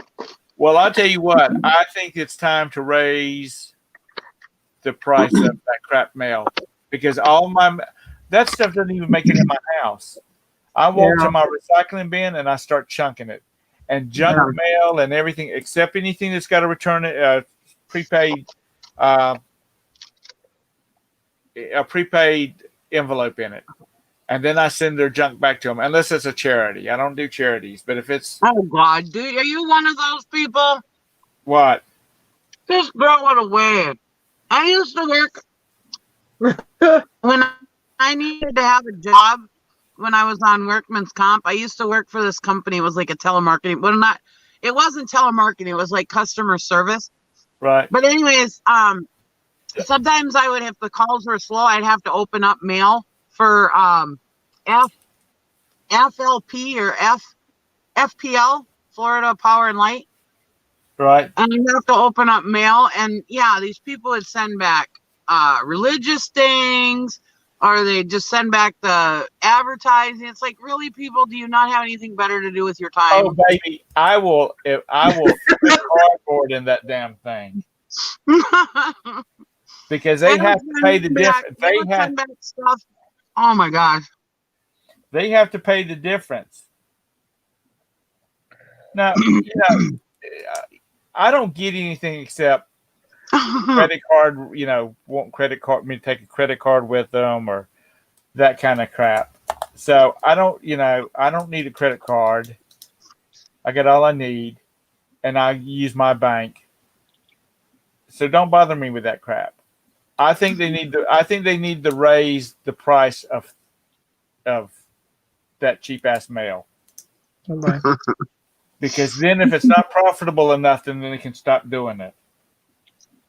And then the postal carrier, because if it wasn't for the junk mail, if it wasn't for the fact of all this political mail, I would have nothing in the mailbox. Me too. Matter of fact, if I left all the mail in there for a week, 95% of it would be junk mail. Yeah. Because we don't get any bills like credit card statements or utility. None of that comes. None of that comes in the mail. And that's what the Postal Service should be concerned about. People not. I mean, that's really what they should be concerned about. The first class mail. But I think that these campaigns have too much money. Mm-hmm. And I'm talking about the whole damn spectrum, not just one side or the other, because it's been an irritation I got some money. I got some mail for a candidate in damn West Virginia. I don't know who did that, but they sure did screw up on the zip codes on that. Because I did. He was from running for something in Congress in West Virginia. Oh boy. I did send him an email saying I got some advertisement about your candidate, and I live in Charlotte, North Carolina. I can't vote for him. But I think it's time to make. We get Wisconsin political cards down here made out to our Kentucky address. Huh. Well, maybe they're they think hoping that you're you vote snowbirds. Maybe they think we're snowboards. Yeah, it'll be Yeah. like, oh, get your absentee ballot, and it'll be for Yeah. Wisconsin. Well, because you didn't move over a year ago yet, so you're probably still I'm in over a year. I've been Well, a resident over a Well, year. it hasn't been since the last election, so you're Oh probably yeah, still I did registered vote in against Tony Evers up north. You're right. Well, while Yeah. Jim's up there, see if you can go vote for Trump while he's out there. I'm just Yeah, kidding. Jim's like, oh man, we should get the absentee ballots because Trump probably needs help up there in Wisconsin, maybe. I'm like, oh yeah, everybody knows us there at Town of Lincoln. Like they wouldn't know, like, oh wait, I thought they moved away. They did. Anyway. Yeah. He took Wisconsin last year, last Yeah. time. Yeah. Wisconsin usually is a very Democrat. Usually it goes Democrat. You got the south half of the state really pulls it Democrat. You'll have the whole north half of the state will go red, but you got a large population base between Madison and Milwaukee, and it really helps pull it Democrat. It's just there needs to be something done to taper how much money they can spend, because it's a damn nuisance is what it is. Yeah, it does get annoying. I know even our mail carrier was like, I'll be so happy when this election is over. I don't have to drop off all this political mail. Yeah, that's what No. mine said. She said, right now I could have it easy. Mhm. Because if it went for all this political mail. No. She said, but in another month, she said, we're going to be winding up for Christmas, and I'm going to be out here from sun up to sundown. No. But it's, I think the biggest thing, I think there's a lot of people, and I have people that's on the left, or friends on the left, and they're over it too. Yeah, it's gotten kind of crazy. And Lord have mercy, every time I look at the daggum YouTube video, there's a political ad. I wish there was a way I could say, okay, all right, I've made up my mind. Don't show me anymore. Get YouTube Premium. That's, you know what, I honestly thought about getting that. I love it. Do you? You don't see any ads. I am so cheap that I was refused to get YouTube Premium. Well, my daughter she had YouTube Premium. Well, they sent her an offer that she could get like the whole family, so she could get like 6 people on her YouTube Premium for like, I don't know, it's like $20 or $24 or whatever that she pays, and we all just pitch in, you know. Well, anyways, yeah, so me and my dad and Gary and Brandy and Amanda, they're all on it. And we get no ads on YouTube, and then you get YouTube Music, which you can find absolutely any kind of music on there. I even find polka music on there. I can It's a see. happy- I can see Nikki and Gary just poking.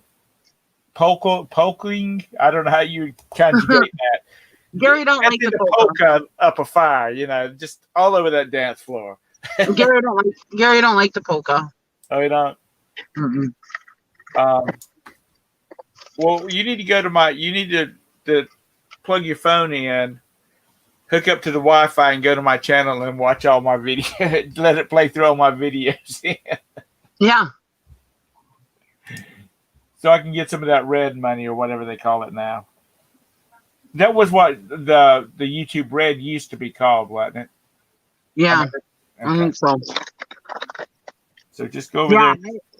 Go to bed. I'm sorry. I used to think, oh, it's no big deal watching these ads, but now that I have it, oh my God. I love it.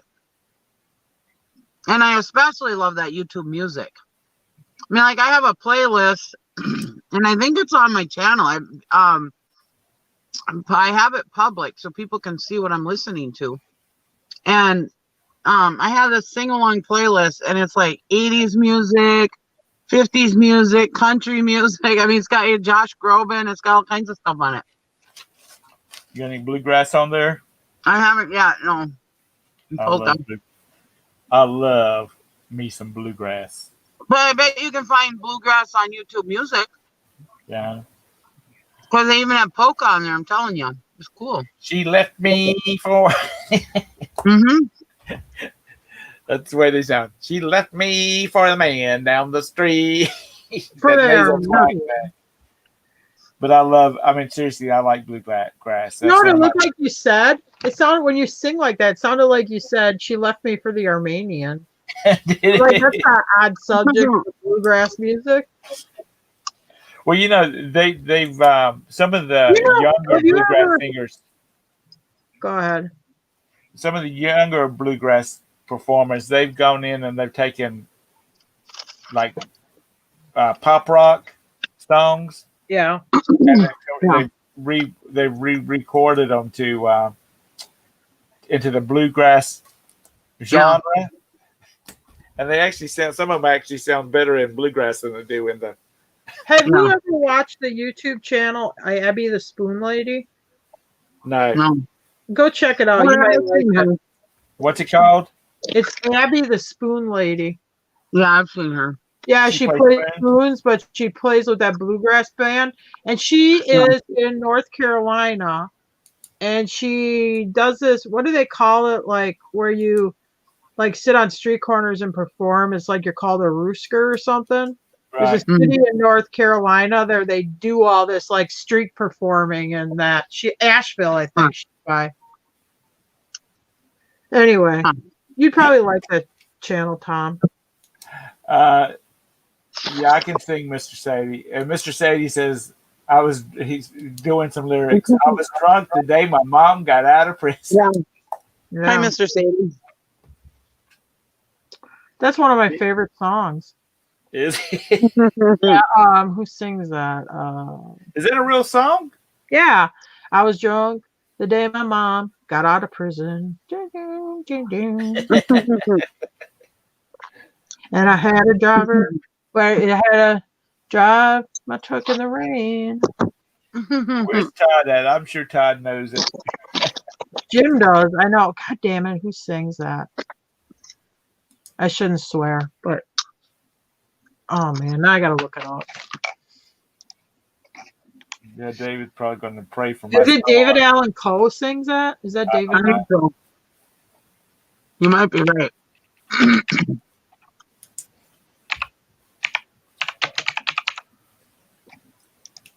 Mr. Sadie, you didn't know Nikki was in here?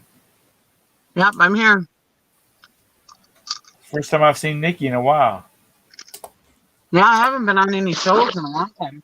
I haven't either. I pop in for like the last 10 minutes of Valerie's every once in a while. Yeah. Probably in a couple of weeks, Roberta will be in the living room, so I'll be having the sunroom back. Because she's killing me. She's got a space heater under her desk, which is right there. Mm-hmm. And she's had the space heater on. And I come out here and I can't breathe. It's so hot. But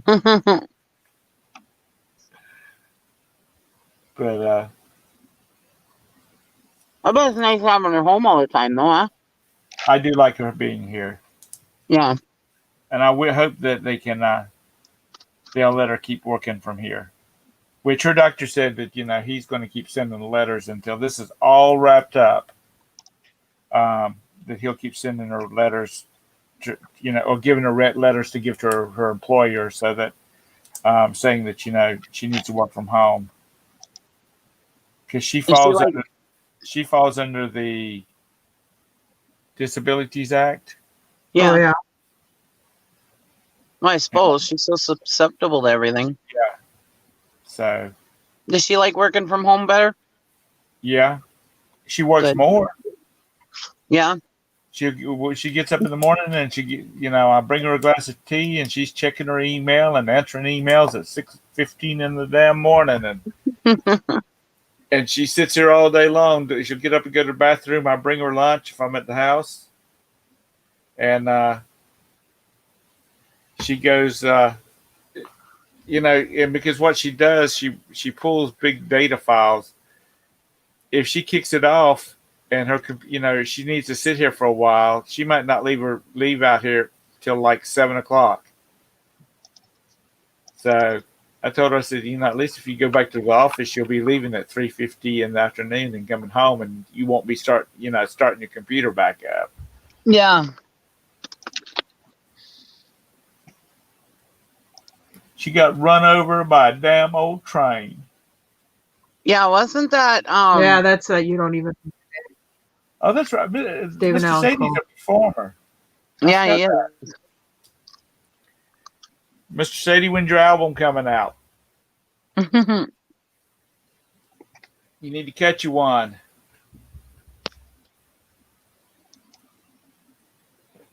There's a company here in Charlotte that makes the CDs and DVDs. And I got the opportunity to go over there one day and see how it's done. Those DVDs and CDs are not laser etched. They're molded. Huh. So it's like they mold it and then it has that shiny layer that's put over the top of it. Huh. It's really cool.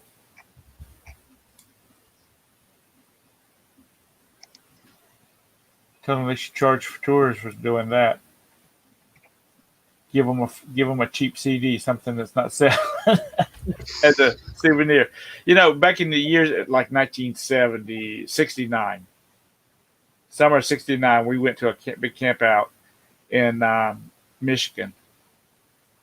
And while we were up there, we took the tour of the Kellogg's factory, watched where they make the cornflakes. I don't even know if they even still do that or not. But that was real interesting. And then we all got snack packs. That had 6 little boxes of cereal as we went out.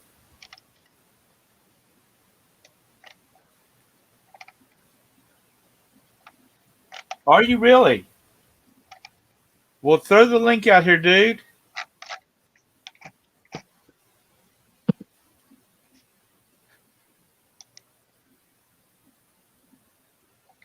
Is it called I sell vegetables during the week, but I sing on the Saturdays?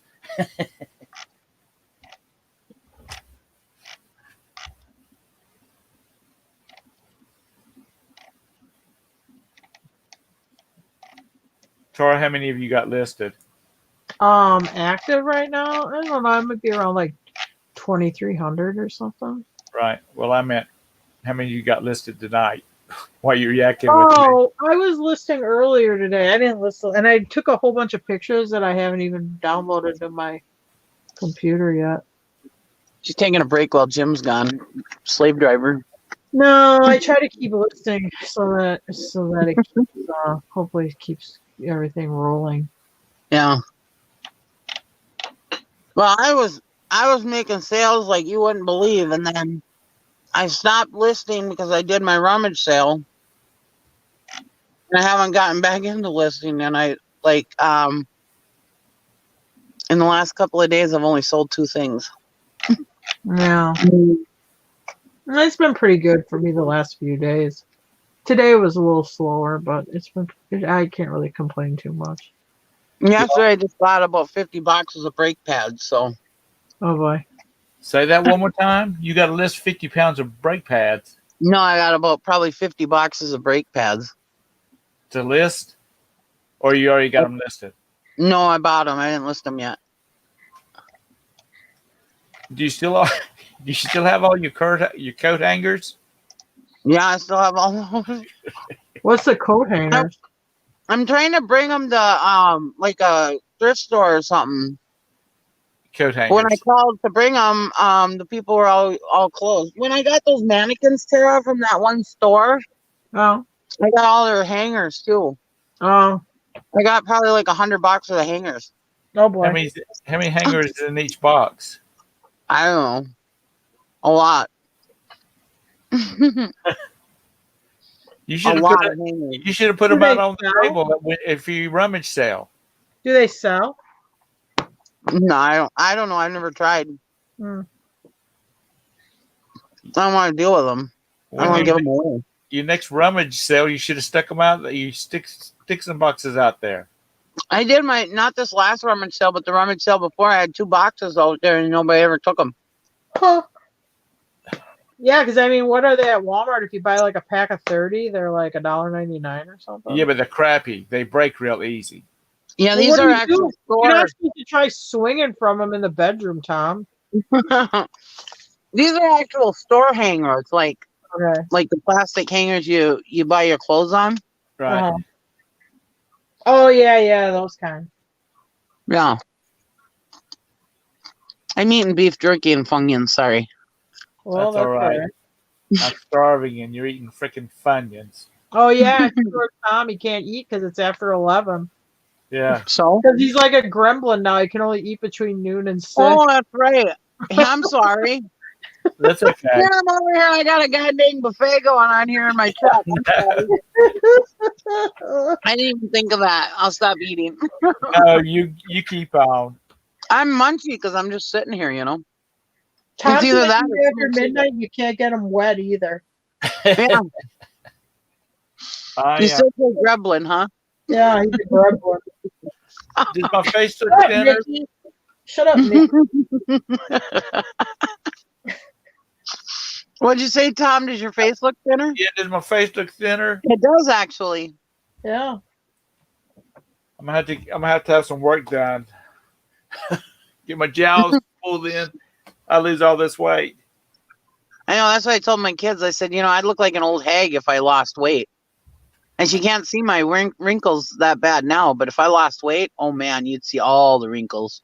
Well, that's just when you put Preparation H on your hand and just put on all Oh of your yeah, that's face. what I'm gonna do. Spread Preparation H all over my face. So it pulls everything tight, Actually, that's what they do. Huh? Like for crow's feet, they'll put some Preparation H on their I hand thought Preparation H is only- wipe it into the crow's feet. I thought it's and only then- supposed to smooth your asshole, not make it tighter. Yeah. Well, apparently, it makes it tight.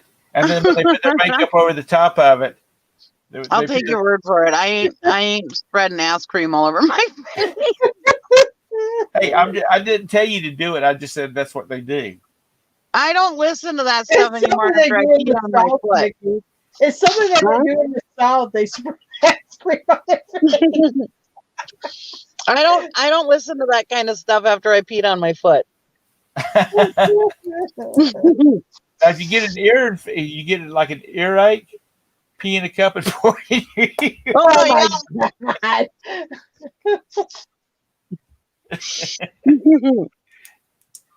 Yeah, I'm gonna get right on that, Tom. For anybody who doesn't know the peeing on the foot story, a friend of mine, I had athlete's foot one time from a semi that I was driving, and a friend of mine told me to get rid of athlete's foot. You pee on your foot, and so I tried it, and it did not work. How do It you was horrible. It hurt so bad, and my foot was so freaking red. Oh my god, it hurt so bad. It burned like somebody had stuck it in a goddamn wood stove. It was so bad. Why didn't you go to the doctor and get him to give you something to go on your foot? I was out on the road. All you got to do is find well, it's been a while. They might have not had urgent care back then. How do you buy foot powder for it? Why do you gotta pee? And how do you pee on your foot without the pee running down your leg? I peed in a baby wipe container and then dumped it on my foot. Okay, that's why I just should have got the foot powder or put When I was in the Preparation H shower, on your so- feet or something. I don't know. It was when I was in the shower, so I didn't get pee everywhere, Okay. I'm waiting. I can't wait till Christmas and Nikki gets her giddy bag from down south. She can share with the girls that potted possum Yeah. Yeah. and all those delicacies. Hmm. I can see the No thanks. South is going to rise again. Potted possum, preparation H Yes. on your face, and and in your ear to cure earaches. Yeah. Come here, pee in my ear, would you, Gary? Now you got to use your own. That's nasty. What's Gary. wrong with that? Gary, think it you go. You've lost your mind. Gary, look at me like I was that. Oh God. Y'all You're like, kill me. what is wrong with you? Oh Lord, He'll be telling me I gotta stop talking to my friends. I know. You got to quit talking to that Southerner. He's full of S. He'll tell Amanda that she can't marry your son. Oh, boy. Lord have mercy. We still every once in a while give her shit about that. Just Do I? we give her shit about that. How we're gonna send her to North Carolina. She's Well, like, she's "Shut up." about that. She's about that marrying age. You better get her sent off. I know you better Yeah, get her I gotta married soon because She's she's gonna gonna turn around to an old maid. I'm gonna get her hooked up. be. Gary's gonna have to come across with some more goats and another cow if you don't Yeah. for that dowry if you don't get her married off real fast. That's what when my niece Savannah got married. She got married. Well, they were going to get married a couple of months later, and then all of a sudden they moved it up a couple of months. And of course, my mother, who was Anchor baby. my mother, is one of these people that don't hold her tongue if she thinks something's up. She Yeah. said, "You're not pregnant, are you?" And my niece just about died. She said, "No, Grams, I'm not." But anyway, I said, "Terry, why did she get married so quick? When she's supposed to get married in November and she got married in September?" He said, "Because I told her she needed to go ahead and get her ass down that aisle because I was getting ready to have to fork over another 4 chickens and a sheep and another cow." I said, "That's right." Because she was like 23, 24 when she got Ooh, married. she was old. Oh yeah, Oh, that's old. that's old maid down here. Yeah. But I know Brandy's like 27 I damn, was and not married. 34. you were like 15 when she was born, weren't you? Me? No, I was 2 months before my 19th birthday. Thank you. Okay, well, I was already graduated from high school. I was making a joke like you're Yeah, I know. a lot younger than you are. I know. Jim, when he was married to his first wife, she had a younger brother that got married. And Jim was down there and he spent the night, like they spent the night at the brother's house. He slept on the couch or something. I don't know what was going on. He goes, yeah, and I hear the school bus outside, stops in front of the house. I'm like, what the heck? I look up and there's Steve's wife, 7 months pregnant, trotting onto the school bus because she was a senior in high school. Oh my God. Not my family, that's Jim's first wife. Anyway. Wow. Jim's got to write a book. When the snow sets in and you really can't do a lot, you can't go out and find Stuck stuff. up there. When he gets snowed in up there and he's stuck up Oh, there. that's right.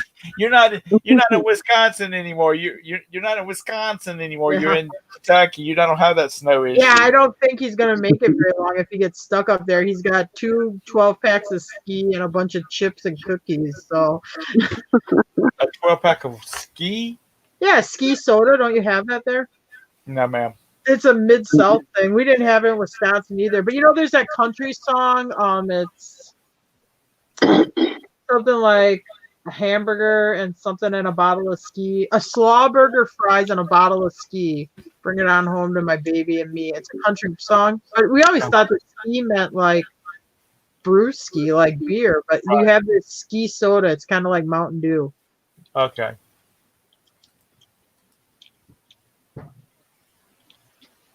Oh, nice, Mr. Sadie. He said he got that he's been listing. He bought a large rock memorabilia, Kiss, AC/DC, Who, U2, White Snake, Motley Crue, and much more. About 70 pieces. I paid $80 for it. Ching.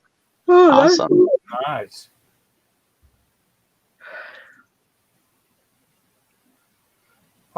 Julie says our youngest daughter is getting married Thanksgiving weekend. She said, "Daddy, you gonna give me away?" Trent asked her fiance, "Can I throw her to you?" She didn't think it was very fun. That's a hard weekend. That some old family friend. The family has been our family friends for, ever since we were little kids. Their daughter got married. Like Christmas was on a Thursday. They got married. Their daughter got married on the Saturday in front of it. And Mr. and Mrs. Lawson and their two sons that were younger than the daughter that got married, they just when we left the wedding, they just followed us back to Rock Hill and they spent Christmas with us. Because Mrs. Lawson was like, I'm done with it. That's a bad time to have a wedding.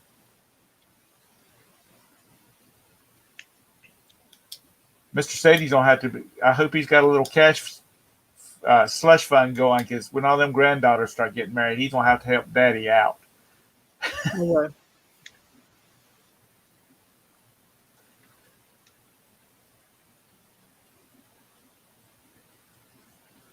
Waited 2 years after marriage to engage with your husband, Joseph. This is self-control. Good for you. Okay.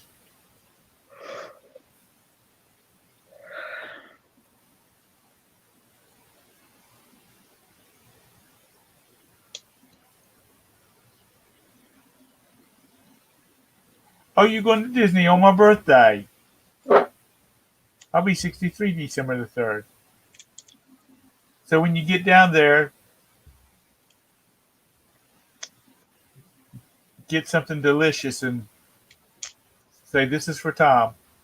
Happy 63."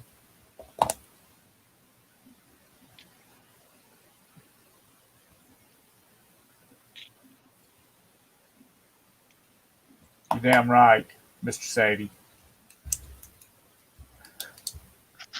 Hello? Hello. Were you guys hear me at all? Yes, ma'am. Yeah. Oh, just a minute ago, did you hear me? No, ma'am.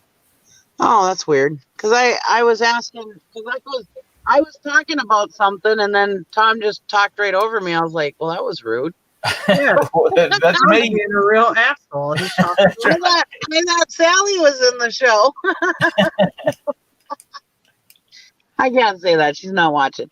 But anyways, she's not here to defend herself. Anyways, I thought Disney was closed.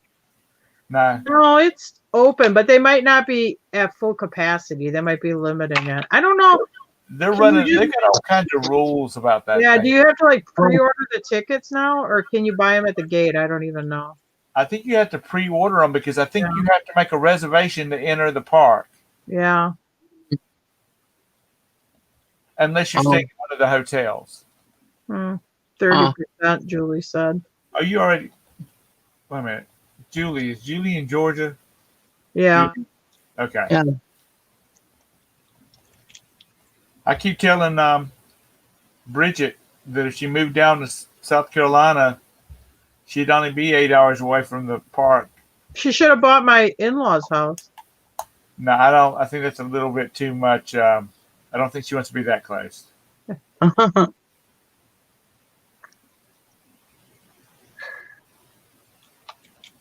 I wouldn't want to live in Florida. Oh, it's okay. I don't want to live there with horses and stuff, but it's okay. No park hopping. Yeah, because I have to go down there, and I have to go down there in November. I'm like, oh, Jim, wouldn't it be cool if we went to Magic Kingdom for the Christmas decorations? And he's all like, They're not. From what I've heard, they're not really going all out with the decorations this year. oh, really? I don't know. Jim was like, he goes, until this COVID stuff settles down, he goes, honestly, I don't even want to go. Yeah, we drive through Ocala when we go to Kissimmee.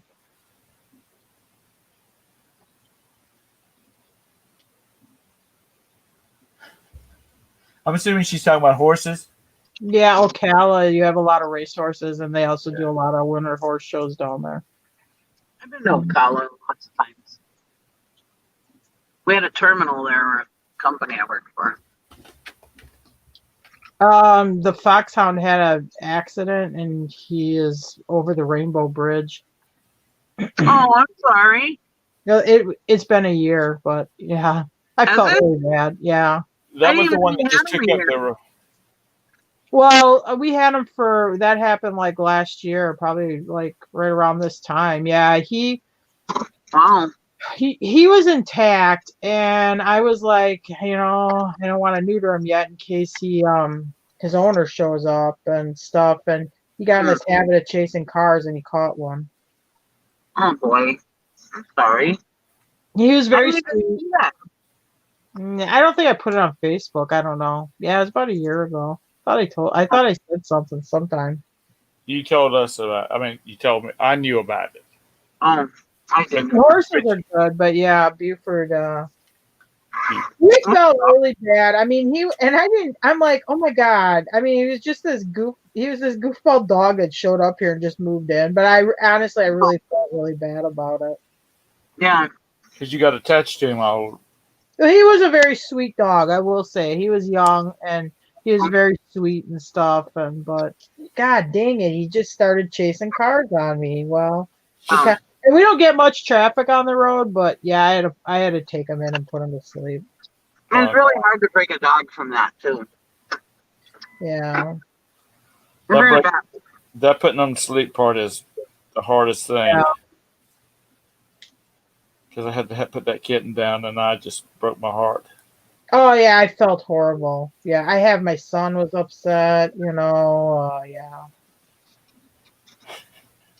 What did Jim say?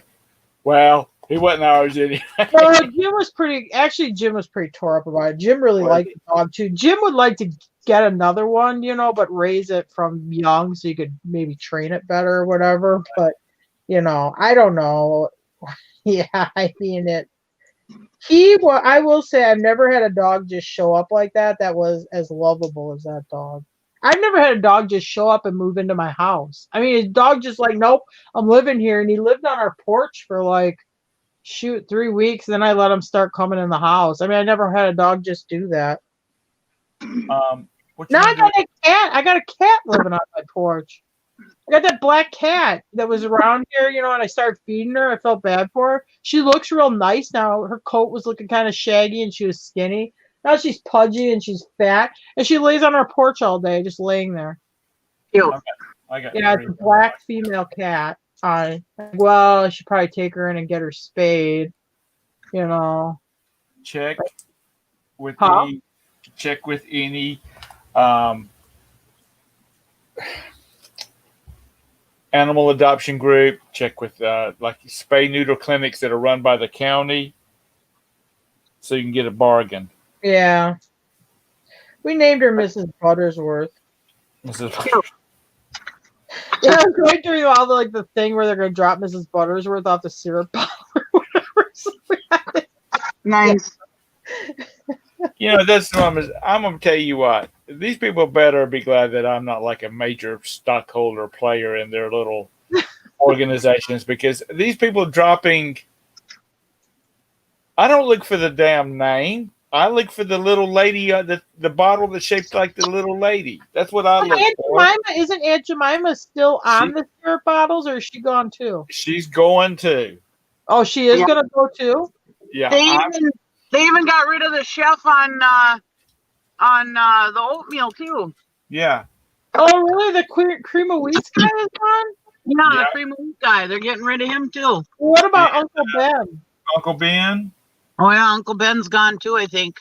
Oh. Like I said, I would tell they got them. rid of the Land O'Lakes Indian. Oh, because I had one of these they were just a giveaway from Land O'Lakes butter, but they were like those recipe tins, those little metal ones, you know, and it had the Indian on it. And I sold it for like $40. Oh, I bet.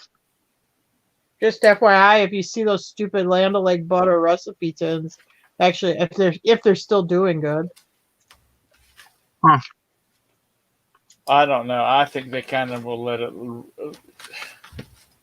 I think they're going to let it ride out, because I'm going to tell you what. Like I said, I'd be chewing somebody's ass out to think about it. They're going to get rid of 100 years of damn advertising. Yeah. For a bunch of wusses that get their feelings hurt. Yeah. Really, we ain't playing that, dude. We're not rebranding a whole fucking line of product just because of a bunch Well, of. then everybody's gonna bitch that we don't have any black people or Indians on the packaging. Like I said, I don't look for the name. I look for the little bottle shaped like a lady. What about Robin Hood flour? Are they taking Robin Hood off flour? I don't know. I can't have flour, so I'm not worried about it right now. Mm-hmm. Once I can have flour again, I'll let you know. Okay. I'm gonna tell you what. Well, anyway, so we named the cat Mrs. Buttersworth. So Jim will be out there to feed her. He'll be like, kitty, kitty, kitty, Mrs. Buttersworth. And the stupid cat comes to it. Anyway, it's just kind of funny. That's like a couple months ago, or 4 months ago, or whatever.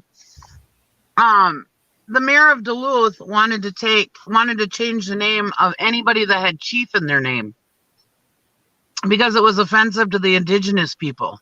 And I was like, well, chief, isn't that a sign of respect? Yeah, isn't a leader of a clan or a group? How is that, like a chief operating, chief or CEO or whatever, chief executive officer or whatever? Yeah. And they were going to change everything except for the police chief and the fire chief. Those were the only ones that were going to be able to keep chief in their name, in their title.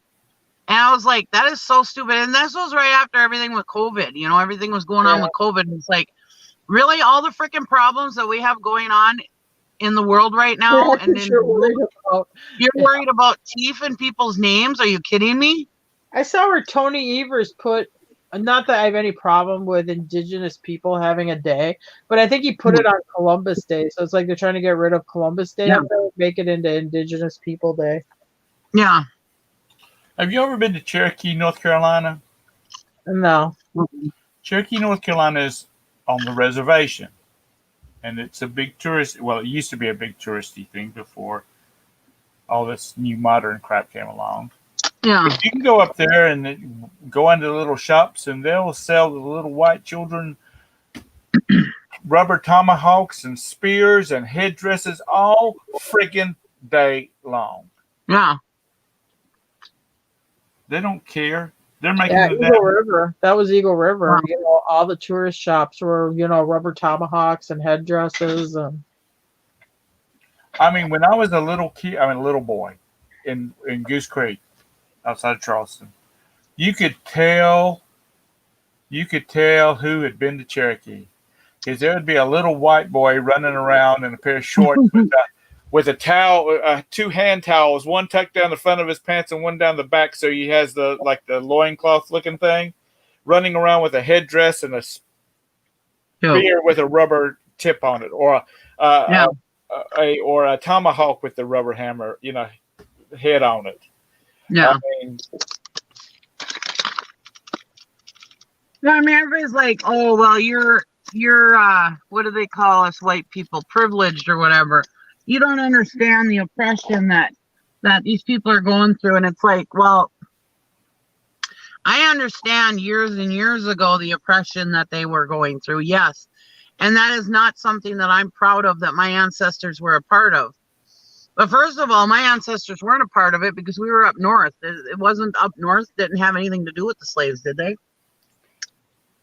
Slavery upstairs. I mean, upstairs. There was slavery upstairs. There was slavery. I mean, New York State had slavery. I mean, Wisconsin. Anyway, my ancestors war.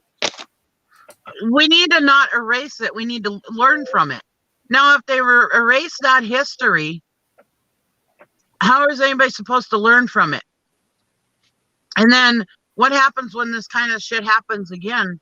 Because they erase this history, so nobody's learning from it. You know what I mean? I don't know if I'm saying it right, but you are. You're very right. Well, see, my family didn't come from Germany until the late 1800s after the Civil War. So I have nothing to do with any of it. Yeah. no. Yeah, my family didn't immigrate here till after the Civil War too. And I'm sorry that all happened, but give it up, you know? Yeah. There was this one YouTuber, I don't remember who it was, but she was black. And I am like one of the least prejudicial person you'll ever meet. You know, I love everybody. I look at people as people. But anyways, this girl was on YouTube and she's talking about how oppressed she is because she's black. And she has millions of views and she makes millions on YouTube. And it's like, really, you're oppressed? You and all your millions of dollars that you make? You're so oppressed, you know? Like, give it up. Huh? She should be giving it charity if she feels oppressed. Well, Michelle Obama talks like she's oppressed, and I guess maybe did she face racism? Probably. I mean, as a woman, do you sometimes say people that say sexist things to you? Sure. I mean, I never hung up on it, but I mean, you've made it. I mean, you got the ultimate American success story. You're a multimillionaire. Your husband was a president. You know, you have multiple homes. I mean. But, you know, I'm just so ashamed of America. I'm like, there ain't too many other countries where you'd be able to amass the wealth that you did in America. Yeah. You know, it's the opportunity that's here. Yeah, and people look up to her. Yeah. Yeah, in other countries, they don't look up to women like that. Yeah. Oprah Winfrey, who I think was born, I think her parents were like sharecroppers in rural, poor Mississippi. And she built herself all the way from there, from being born into an impoverished family. Yeah. She had a kid when she was like 15 or 16, all that stuff, this career. And now she's like a multimillionaire. I mean, I don't know if there's another country where you could have really did that. Yeah. Well, you know, the Brits are having this thing right now about, you know, there's a group that's wanting to get rid of the royal family. This is how stupid people are. The royal family, they gets about $100 million a year from the government. Yeah. They bring in $1 billion a year in revenue because through tourism and crap like that. What is that? 800% return on investment. Yeah. Any damn CEO in the world would be jumping for joy if they were bringing in 800% return on their investment. Yeah. But that's just what people do. They just don't think about stuff, you know. And this whole thing, you know, what's going on right. I think you get a faction of people that are leaning towards socialism that thinks about the wealth of the, you know, royal family. If we, you know, split that up and gave it to poor people, we could help poor people. But I hate, you have to be kind to poor people, but also if you just gave them $1 million, they wouldn't. Yeah. It wouldn't make any more money. They would just spend it stupidly. Yeah. Well, it's like this, and I'm repeating what one of the British commentators said. Without the royal family, they're just another postage stamp sized country in Europe. Yeah. I mean, they're not known for their food. Wow. I mean, people just got to get over it, you know. And my parents they were dirt poor when they were young. You know, my dad's very successful. Because he worked. Mm-hmm. He made it happen. Yep. He got out but you know, he worked for a construction company during the week, and then on the weekend he got out and he surveyed on his own. Yeah. I mean, that's the reason we had a camper. That's the reason we had a boat. It's because he did it. Not because somebody gave him a handout. Yeah. Same with my dad. He worked hard. Him and my mom, they worked hard all their lives to have what my dad has now, you know. And you know, all these people are like, oh well, this is what these people did to us so many years ago, whatever. You know, me being a truck driver, I was in the man's world. And when I first became a truck driver and was trying to get to go solo, I had to do a driving test. Well, the Somalian, the man that they had give me my test, I was in the back getting something in my truck, some paperwork for him, and he came back there and cornered me and whipped his dick out. Oh, And boy. I told him, you put that thing away or I'll push you through that goddamn windshield. God. And sorry, Tom, I probably shouldn't swear. I'm sorry. That's okay. But anyways, he failed me. He took me on that driving test and he failed me and said that I wasn't ready to go solo, that I needed to train with him for 2 more weeks. And I went in there and I said, I am not going to say anything to make this man lose his job. I said, but there is some foul play that was going on, and I would really appreciate if you'd give me another test from somebody else. Yeah. So they understood what I was saying, because I don't know. I'm just not into getting rid of people's jobs and whatever. I don't know. Anyways, I should have told on him, but I didn't. But I kind of told them so that they understood. You know what I mean? They understood what I was saying. Whether the guy lost his job, I don't know. But they gave me another tester, and I immediately passed. He's like, there is nothing wrong with your driving. He says, you're a great driver, you know. And otherwise, I would have had to go out with two more weeks with this guy, and who knows what would have happened, you know. And this was down in the cities, in the Twin Cities in Minnesota. But did that make me not want to be a truck driver anymore? Did that, you know, cause me to go, oh, what was me? I was sexually harassed, you know? I mean, he literally had his dick out of his pants. Well, you know, Nikki, you could have been on Easy Street. I know, but I think about that now. It's like, damn, you were dumb.